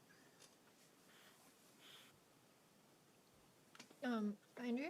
Yeah, I just want to see if I can address a couple of things. So one, I think when I was on the energy committee, we had a Burlington consultant who worked on their plan to come talk to us about how to reduce miles traveled. And what he told us is that you only really reduce miles traveled if people can walk to their services. Building homes in greenfields where people still have to get in their cars doesn't really reduce miles traveled. So I don't really see a tension between us, you know, accomplishing the goals as a city, in terms of our, our particular goals and our regional, being in the region. I don't see a conflict there because we talk about climate change, we're talking about miles traveled, right? And building greenfields doesn't really reduce miles traveled. So I don't really see the tension. I think, Jesse, that you were kind of trying to articulate. I was not suggesting we build homes in greenfields. Okay. That's I, that Okay. was not, I mean, I guess I just don't. those were not. I don't see a tension between preserving our environment here and also being, a good citizen in the regional community. I guess I don't see that tension. In terms of this one sentence, I didn't really spend time on it when I went through. I know that a lot was done in IZ, but I don't think everything was done. And there was certainly important resources that are shown in the existing 2016 comprehensive plan that are not protected. And I think that we owe it to ourselves to look at those resources, right? I mean, you guys did a great job during IZ with the time you had. And there's, potentially more to do. So I don't think we should exclude the possibility that there's more to do, right? There was a lot of work done, particularly in those maps 7 and 8, over many, many years with many reports to identify, important natural resources, and some of which remain unprotected. And that's what I was trying to capture here, right? Because it's still aspirational to try and do all that if we can. Right. Yeah, I mean, as the one example, I can just use grasslands. I mean, there was a lot of conversation about that, and there is a lot of different definition and defining of grasslands that literally made it very complicated to regulate around it using an LDR, which is why we ended up going the strategy we went, which was to add it to a list that could be included in a conservation PUD, which is covering the SEQ right now, practically. Grasslands, So, Monica, that are outside the SEQ. I'm sorry? There are some areas that are outside the SEQ that are not covered that I think we owe it to ourselves to look at. Well, but when it's general like that, it is implying, as you said, that it was not looked at, and we spent a lot of time looking at it. So I understand, was it citywide? If it's a general statement, it can reintroduce. So maybe it's the way it's worded. Maybe we can find a more specific way to discuss those specifics. But I every time I see that line, I'm going right back to IZ. And a good point. I mean, what's citywide? What is specific area? Duncan? I just want to second what Monica said. I mean, we had a long conversation about grasslands, farmlands, agricultural, and I think we settled on incentivizing conservation, but not regulating conservation on those. And I guess to me that seems like we're going back on what we just decided to do. And we spent a lot of time talking about that and had strong feelings on both sides of it. You can go ahead. I have a different topic. Oh, well, I guess, I guess what I'm seeing is like many of these other statements are broader than the specific wording that Andrew brought up in your comment, which was very specific. And I guess I wonder if it's still appropriate to be a little more broad about, conserving important natural areas or however we want to word it, but to still be a little more broad in this vision and goals, which has generally been like kind of a broad framework. I guess one point, the one other reason I reworded it is because it wasn't clear to me what the word important qualified, whether it was the class of resource or whether it was a parcel-based importance determination that was being made. And I guess I wanted to clarify that these are the important resources. It's not a parcel based, like, is this particular wetland important versus that one. So that's why I kind of shifted some of those words as well. Yeah. Yeah, and I guess it's a good point, and I think it's one for the group to weigh in on. I mean, I think the rewording that you made might be taken as every inch of every one of those listed categories should be protected. And our current rules have some exceptions. They have some qualifiers, different areas, like city centers treated a little bit differently. I think there's nuances in even our current regulations and maybe what we might want to do in the future with some of those that I guess I just wonder if your wording's a little stronger than we might want to have on this page. And I mean, we could have stronger goal, like, maybe in the objectives and things. So Can I, one Yeah. follow-up though? I think what Andrew is bringing up here though is opening the idea that are there things that we did during IZ focusing on the SEQ that would make sense to go broader on? I mean, we don't have a conservation PUD outside of the SEQ, yeah, right? Am I yeah, not and remembering that correctly? and yeah, So are there aspects of what we did do in the SEQ, which was a tremendous amount of work, that might make sense in and help with? I can think of an example of where something like that could be really beneficial, and it's not in the SEQ, and so it's not an option right now. So, or not a requirement, I guess. So maybe it's the general, which doesn't like fit here, this gets into nitty gritty, but is there learning from IZ that focused on one area that we can perhaps expand? Maybe that would. yeah. I just wanted to comment on the what Jesse was trying to say about the regional and state pressures, and I think they are very real, and they're hard to navigate. We have a regional planning commission that has designated certain housing requirements or goals for South Burlington. Now, I know we're part of the Regional Planning Commission, but it's sort of like another group imposing on this community, well, you're where all the jobs are, so you need to build all the housing. And forget about open spaces or wanting to have, whatever we want in terms of natural resources, that's more important. And that's a force that, that the city council has to resist or recognize. I think it's true, certainly with the climate change. I mean, we're not in this alone. We have to do things, collectively, but there's also things that as a community we can really focus on. So it's a very fine line, I think, to walk and be kind of part of the region, but also listen to and respond to our citizens. I mean, yeah, we have a lot of jobs here. We have 2 industrial parks. So there's probably more jobs that are going to come because I don't think either of them are all filled up. So that puts more pressure on, well, now you need to supply housing.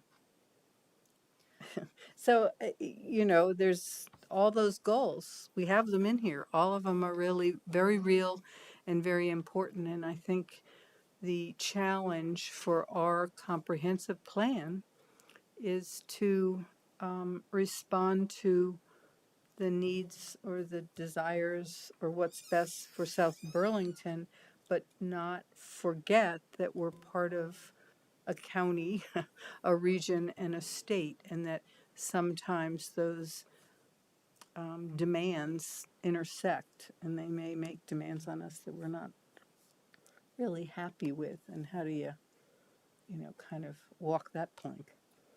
Does our current comp plan even talk about the regional? Well, I'm not thinking that I had seen that in our comp plan. The regional what? Like whatever the regional. The ECOS plan is what I'm referring to. That So it does, because under Vermont law, communities have to be consistent with regional plans. The regional plan tries to, as best they can in Chittenden County, reflect what their communities are after, but their objective is also to be looking at a countywide level as to what is happening and what the patterns that they're seeing. And But we don't have something as specific in our current comp plan that says, well, here's what the region wanted, Oh, and, this is, but here's what we're doing to address it, but also where we differ. Like, I mean, that would be kind of interesting, I think. And I don't know how far out that yeah. I don't- regional plan looks, because we're looking out now basically 10 years. Yeah. Are they doing the same? And it would just be interesting for us to have a really good understanding of that, because there's so many different Well, reports. I can't even recall what. they try to be looking on a 25-year horizon. I would say that is also our goal, to be looking at 25 years plus. The plan is valid for 8 to 10 years, and that's what we, operationalize as to our actions. But I think from staff's perspective, we're trying to lay out a plan that, the roads that get built tomorrow will exist 100 years from now and probably 1,000 years from now. So we, well, it might need to be repaid. Okay. Not Roman. But the rights of way will Street's exist. not gonna make it. Right. Thank God, hovercraft. Well, 50. is there anything else? So it sounds like maybe staff can kind of take a lot of our discussion and come up with a new draft for review. Does that make sense? I think wordsmithing might be beyond us. Is that, we are, before we move on, like, Paul, do you want to? Just one other thing. I think there are inconsistencies in the existing comp plan that we should look at. I remember when we were having the discussion about the Hill property, and I found a section that said, this land must never be encroached upon.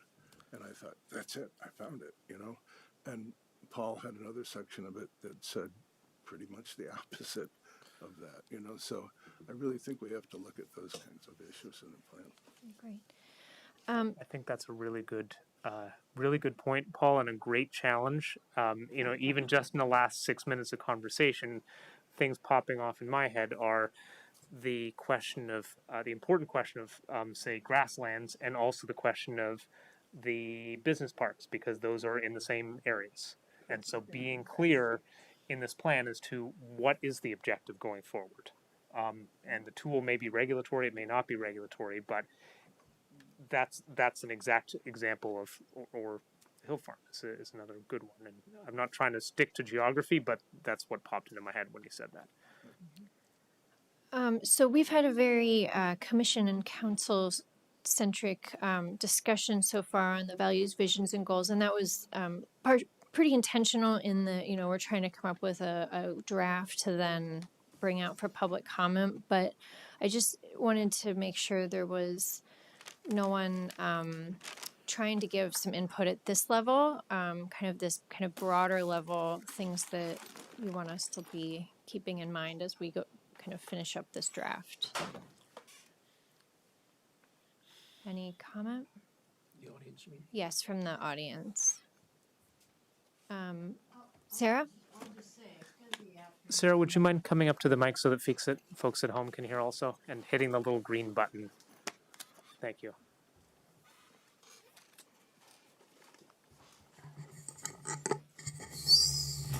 I'm no longer ready to say anything specific. I was taking notes like mad.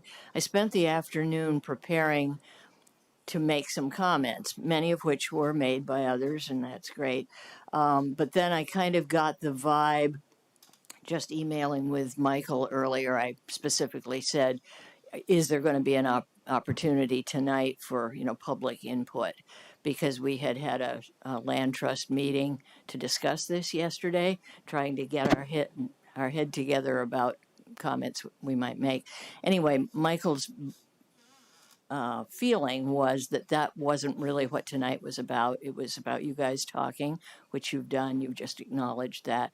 So I'm no longer, revved up to a fever pitch to be able to share what came into my mind all this afternoon and while you were talking. I was wishing I could speak every other minute because I either really agreed or really disagreed with something. So, I mean, you've had a great discussion. It was very enlivening and good for me to hear. But I don't think I can, at this point in time, make any helpful comments.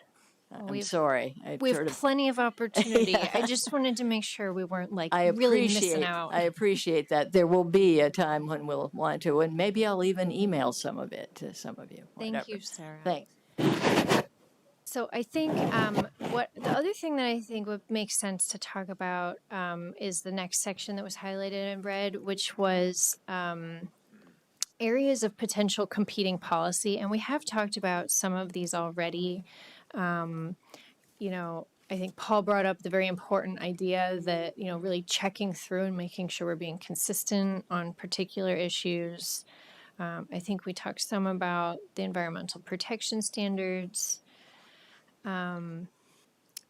So I guess this could be a place where if there's some other topics we want to talk through now, we can. We have the opportunity to do that.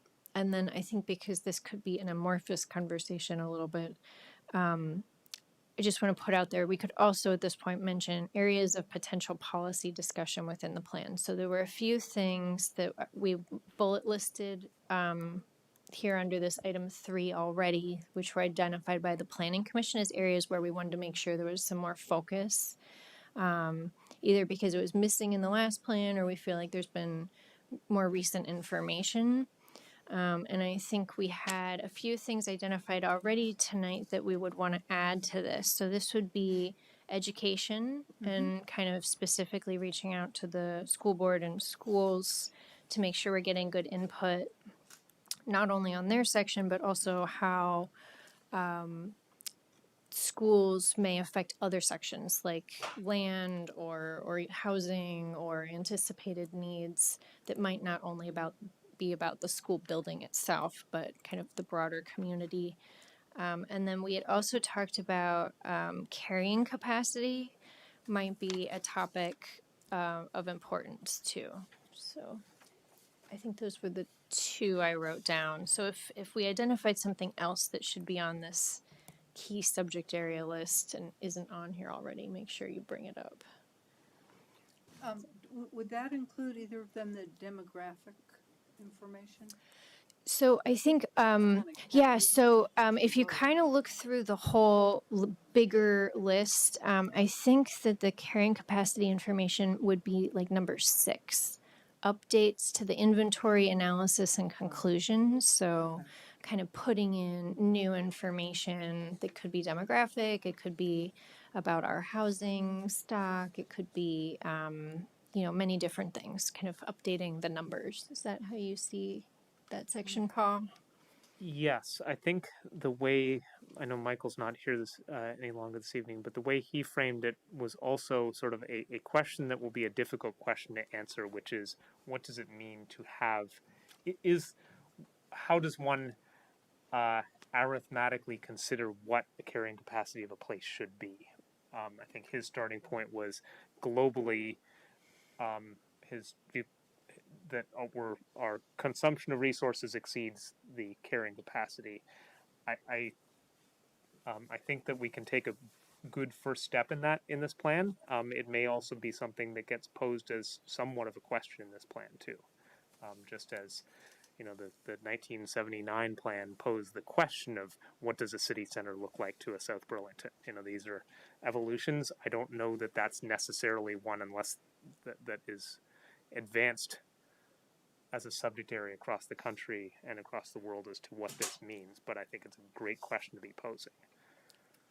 I'm wondering if the comp plan should include either reference or giving standing to the open space committee report that identified, you know, during interim zoning, we specifically said, look at all these properties, tell us, you know, where the most sensitive, I guess, environmentally sensitive land is, which could then be used to inform the city council or the city about what parcels, if they come up for sale, would be appropriate to go after or save our money for it, or go to the people and say, would you, when you want to sell, would you give us first refusal, or whatever the process is.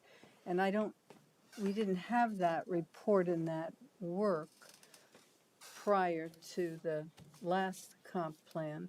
And I'm wondering if it should be included or embedded or referenced in this comp plan, since it's a piece of work that the city paid for and answered some questions that had been raised with some definitive ideas. Are you talking about the earth economics or the open space IZ? Well, it could be both, but, Okay. well, Arrowwood is from even another generation, but I wondered, like with the open space report, it was used maybe outside of the SEQ in particular, but within the SEQ, it was used with all of really it was used citywide with all of our habitat blocks. And I think there's a lot of the land that's been added, the 1,000 acres that's been added of habitat block is on a lot of that open space land. So it would be a question of looking at of the part that isn't protected or something, is it worth, right. like not the, okay, I understand. It actually might be good to have guidance from either the council or maybe the city attorney. Like if there are certain parcels that would be a priority to use for the open space fund, is that something that we would want to be in the comp plan, or is that something that would be like a secret list for acquisition? I don't know. Like One of those secret lists that we don't talk about in public. yeah, I mean, I feel Not have secret lists. So that's secret Yeah. list. Well, wait a minute, there's so many secret lists. I don't. What are you talking about? Well, the planning commission doesn't have secret lists, so but I know when there's acquisition discussions, it's handled really separately, and I guess I just wonder if like we have the can't even the map. Official map. We have the official map, which is very specific about purchases, but like I wonder if there's natural resource land, like where that would fit into all of the documents, like the planning documents, or Well, might the reverse be that if we're looking at the creating the feeling of belonging and identifying an area that may be lacking an opportunity to belong, say that, using your example of a neighborhood that may take more infill then, and then it's like we want to create a place for people where there isn't a place right now. Maybe it's just putting a priority on those areas, regardless of whether it's on another list or not. And then if it happens to be on that list, that can become a discussion for the city council, really, I guess, of is that an opportunity or a recommendation that the commission makes? I don't know. But it seems like maybe it starts by looking at how are we creating the belonging, and what's missing out there that we would suggest the city target, right? Does that make sense? Well, it's both, though. I mean, I think there's the belonging, so if you really need to find land that would provide the communal open space for a new neighborhood or an existing neighborhood that we change with infill, that's one issue. I think the money that we collect from the taxpayers for the open space is much more focused on conservation of important natural resource areas. Although sometimes it's for recreational as well, but it's like a pool, right? But it's so they're sort of a little bit different, but from our conversation tonight, I think we need to think a little more broadly in terms of that neighborhood. Duncan? I think Helen has a great idea. I think. Can you turn your mic on? I would think we would want to state it more generally. I know, Andrew, this might be a question for you, but I would think if we call out certain parcels, that could be an issue, is it? Yeah, I mean, courts time and time again, especially the Vermont Environmental Court is talked about, and again, I'm not the city attorney, just to just to be clear about this. Used to But be, all right. yeah, and happy Play to one on TV. Yeah, right. Yeah, Once the city attorney, yeah, right. Always the Yeah, city right. attorney. Always look. You're to a me now. lawyer, though. Right. Yeah. But yeah, the environmental court time and time again has talked about the comp plan has no binding effect on decisions that are or applications that from the DRB that go before it. And so if the city attorney was here, city attorney may say something along the lines of, and I think we did this in the last comp plan, is had sort of disclaimer language about this. This is an overarching policy document.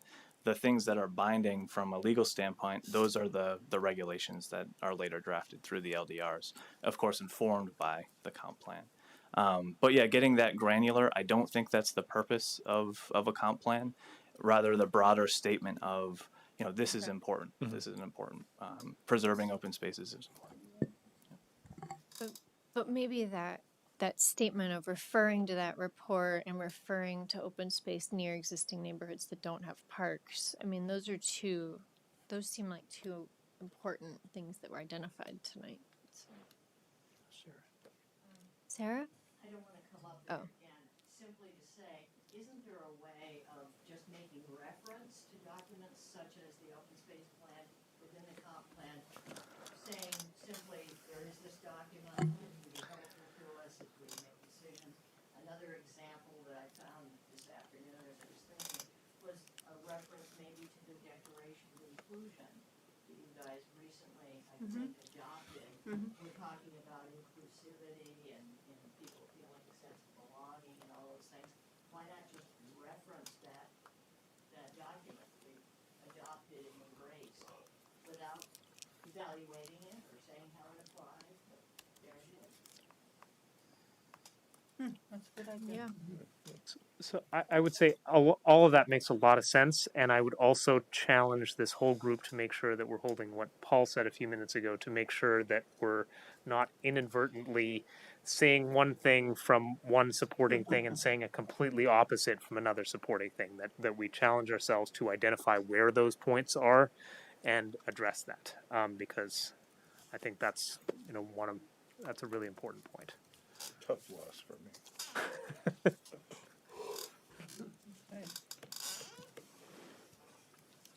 Other either missing policy discussion items or competing policies we want to talk about? Just wanted to say something about secret lists. I think you mean executive session. They go into executive session to discuss purchases of properties. Yes. The council. I am not on the council and do not know exactly when the executive session needs to happen and when it doesn't. So that's really what I was referring to. Thank you, Paul.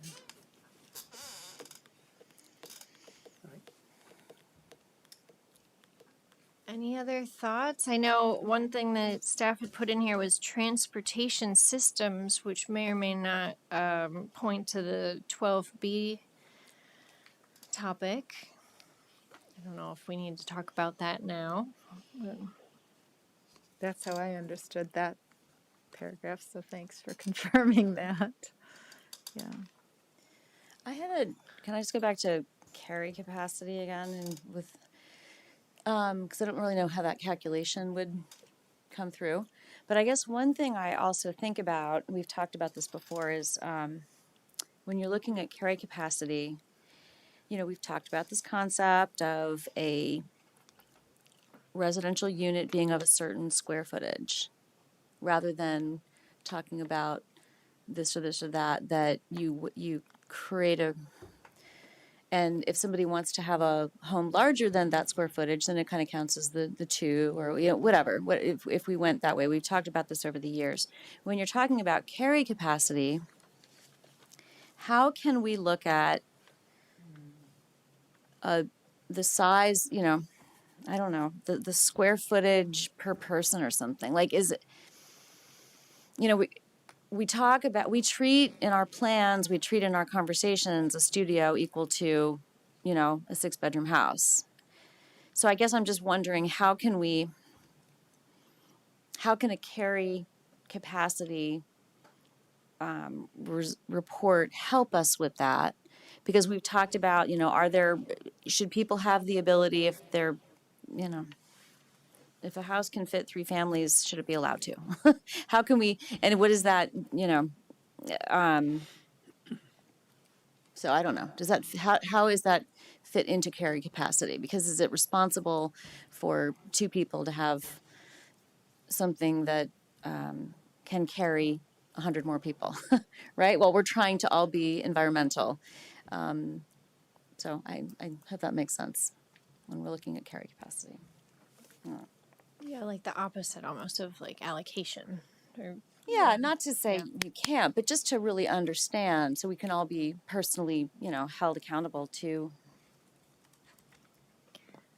okay. I know we're over the time we had allotted. Is there anything else anyone wants to address before we say thank you to the council? I do see on the agenda that we also had an overview of the committee role. Is that a staff item? Yes, I was just going to very briefly say that some of the committees have been inquiring as to what their role is going to be. I think setting this piece for them was and will be a key element, and that it is an objective of the Planning Commission to be providing the committees with a framework of discussion that they will be strongly encouraged to have, and to bring their policy recommendations back in the spring. So that's all I wanted to say, was to get it on the record to say that it is anticipated that they will have a significant role over the winter. Great, well, thank you. Yeah, thank you. I think this was very helpful. Oh, I'm sorry, yes. I don't mean to interrupt Helen, though. She can finish. Nope. Go ahead. I think I was probably going to echo the same thing Helen was going to say, which is this was a really fabulous conversation. I feel like I said this to some group recently. I feel like you guys are functioning at like municipal government 401 level or something. This is hard stuff where you really unpack what municipalities can do to shape community. And I'm just really impressed with the tenor of the conversation. I think you've given us a lot of direction as staff to go and put some things together for you all and the community to respond to. I think we still have some pretty big discussion points for the commission and the council to ultimately grapple with, but really thank you sincerely for the thoughtful conversation tonight.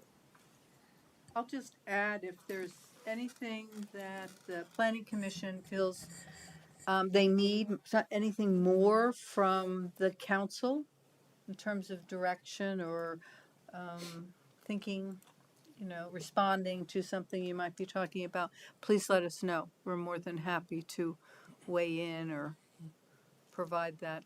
Increase in pay? When to be nimble and when not to be. Well, that's true. That's a good one. Yeah, that's a good one. Inflation. Pardon? Inflation. Okay. Well, thank you all very much. And the Planning Commission is going to stay. We have some additional agenda items.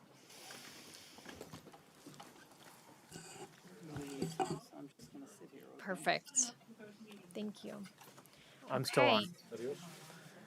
on. So update, we only have one of the items because Sue and I, the minutes aren't in the packet. They'll be in your next meeting. Okay, we're going to skip the minutes, but we can move on to item 6, which is consider approval of the Planning Commission report and warning of a public hearing for the amendment to the LDRs, LDR number 22-7, to modify the boundaries of Commercial 1, Residential 15, Commercial 1 Auto, and Commercial 2 zoning districts in the vicinity of the Shelburne Road corridor. And before somebody makes a motion, I realized I put in the packet, but I didn't put in there also LDR 2208 that would allow for municipal uses in the C2 district.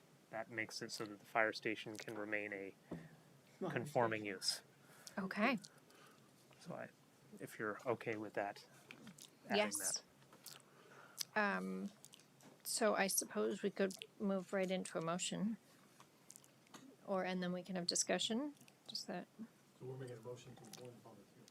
Yes. Yeah. Okay. Second. You could read the motion. I move to warn a public hearing on LDR 2207 and LDR 2208 for Tuesday, October 25th, 7 p.m. as presented in this. Can you open your microphone? Sorry, Sue. You want me to start again?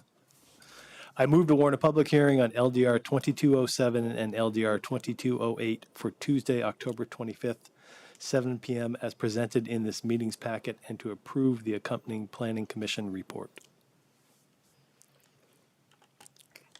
Oh, sorry, second. Okay, we have a motion and a second to warn a public hearing. Any discussion on the motion? I, Go ahead. I don't have discussion on that. Well, I guess an extension of that motion, not to change it. A reminder that in our last meeting, we did say that we had as a priority an interest in ensuring that certain health and safety and environmental codes are brought up to a higher level on all auto, and we agreed to make that a priority. We know that the new company that wants to come in actually has a very excellent plan in place. They are being sued for sexual harassment, and it goes from the top down to the company, so I just want to point that out. However, it's very bothersome. However, they do happen to have a good environmental plan, and I don't know that all of our others do, particularly the one that's bordering the elementary school. So we made it a commitment that we would make that a priority, and I would hope that we can agree to when we will take that up after this. Okay, auto safety. I believe that the motion that passed last meeting was to look generally at the question of environmental, not specifically at auto, just to be clear, because I think that was the thing that was removed from the motion. No, what we've removed from the motion was the third point, which was to look at whether we should diminish the amount of auto. But okay. part two of the part two that did remain was committing to improving environmental regulations for auto, is how we worded it. Okay. Okay. Particularly when it's around housing. Make sure That that the was- minutes are correct. Okay. I have a slightly different recollection than you do on that, Monica. I thought we took out the part you just asked about and said, yes, we would talk about study. We would talk about it at a later date, but I don't remember it being in the motion. I thought we took it out of the motion. Well, I've just distracted the conversation because it doesn't relate to tonight's motion, but we should go back to the recording of the conversation because that was a 3-part and we agreed to take it down to a 2-part. And the third part was reducing auto altogether. So what we'll do is we'll go back to the tape and make sure that the minutes that you see in your next meeting Reflect the motion. exactly the motion. Okay, Thank you and for then we bringing that can, at that point, take up, if it was agreed to, that we would hopefully get that priority on the table. So we'll check the tape. Thank you. Okay. Any other discussion on the motion, Paul? There was a time in one of the iterations of the proposal that the building had to be empty for 2 years. Does anybody remember that? I don't think we didn't go that route. No, we didn't. So we just didn't go that route, so that's not No. germane to this motion. Okay. Well, I guess a question on map 2, and I probably should have raised this earlier, but the kind of the trees, to the left of Hannaford and Lowe's, do we need to include that in the auto zone? That's the parcel. Is that the parcel, Paul?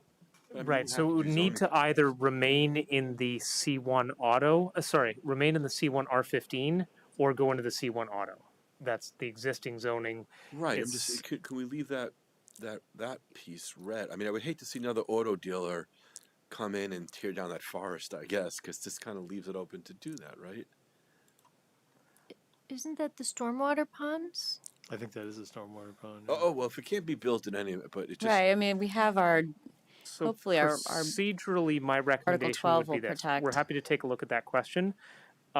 If you wanted to advance the topic generally, I would recommend that you warn it as shown, and then under state law, you are welcome to make any changes you choose after the hearing. Okay. But if you change it now, Yeah. that okay. becomes trickier for warning the hearing. Yeah, Yeah, that's we fine. did talk about adding protection for trees of a certain canopy Right, but and that's such. not in this draft, Exactly, to be which is clear. what I'm saying. But if that were to pass, it would take place on this land as well. This whole thing here. Yeah, So you can't. So you couldn't. One I question. think that's. So if this, if we change the zoning, and now this does not have to be specifically EV auto, it can be any.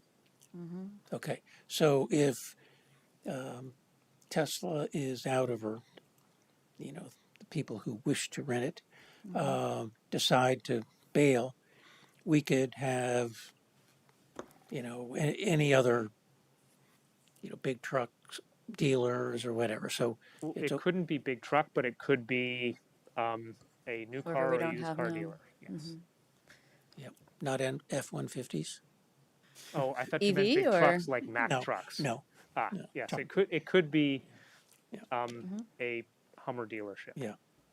But I guess my comment to that is what this did was it took basically existing acreage, if you will, that was auto and simply moved it because the current auto has non-auto on it. It has the residential, some of the new where it could have been auto. So we didn't expand auto, but we moved it. And moved it off of the main. We moved it Drag. away from, where, right.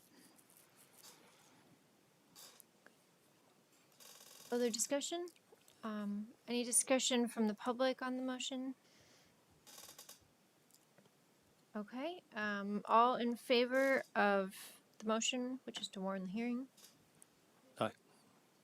That is unanimous of the commissioners present. So the public hearing is warned for October 25th. That is the end of your agenda. Don't we go Okay, out yeah, of- because we don't have minutes. We don't have to go to, okay. No minutes, so we are adjourned. Thank you all very much. Thank you, ladies. Thanks, everyone. Thank you.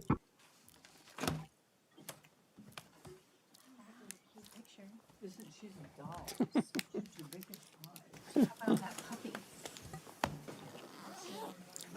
Oh, one of the puppies? Oh, excuse me. Ted has no. Get too many apples on your We have property? no I bike by your house all the time. You know, it's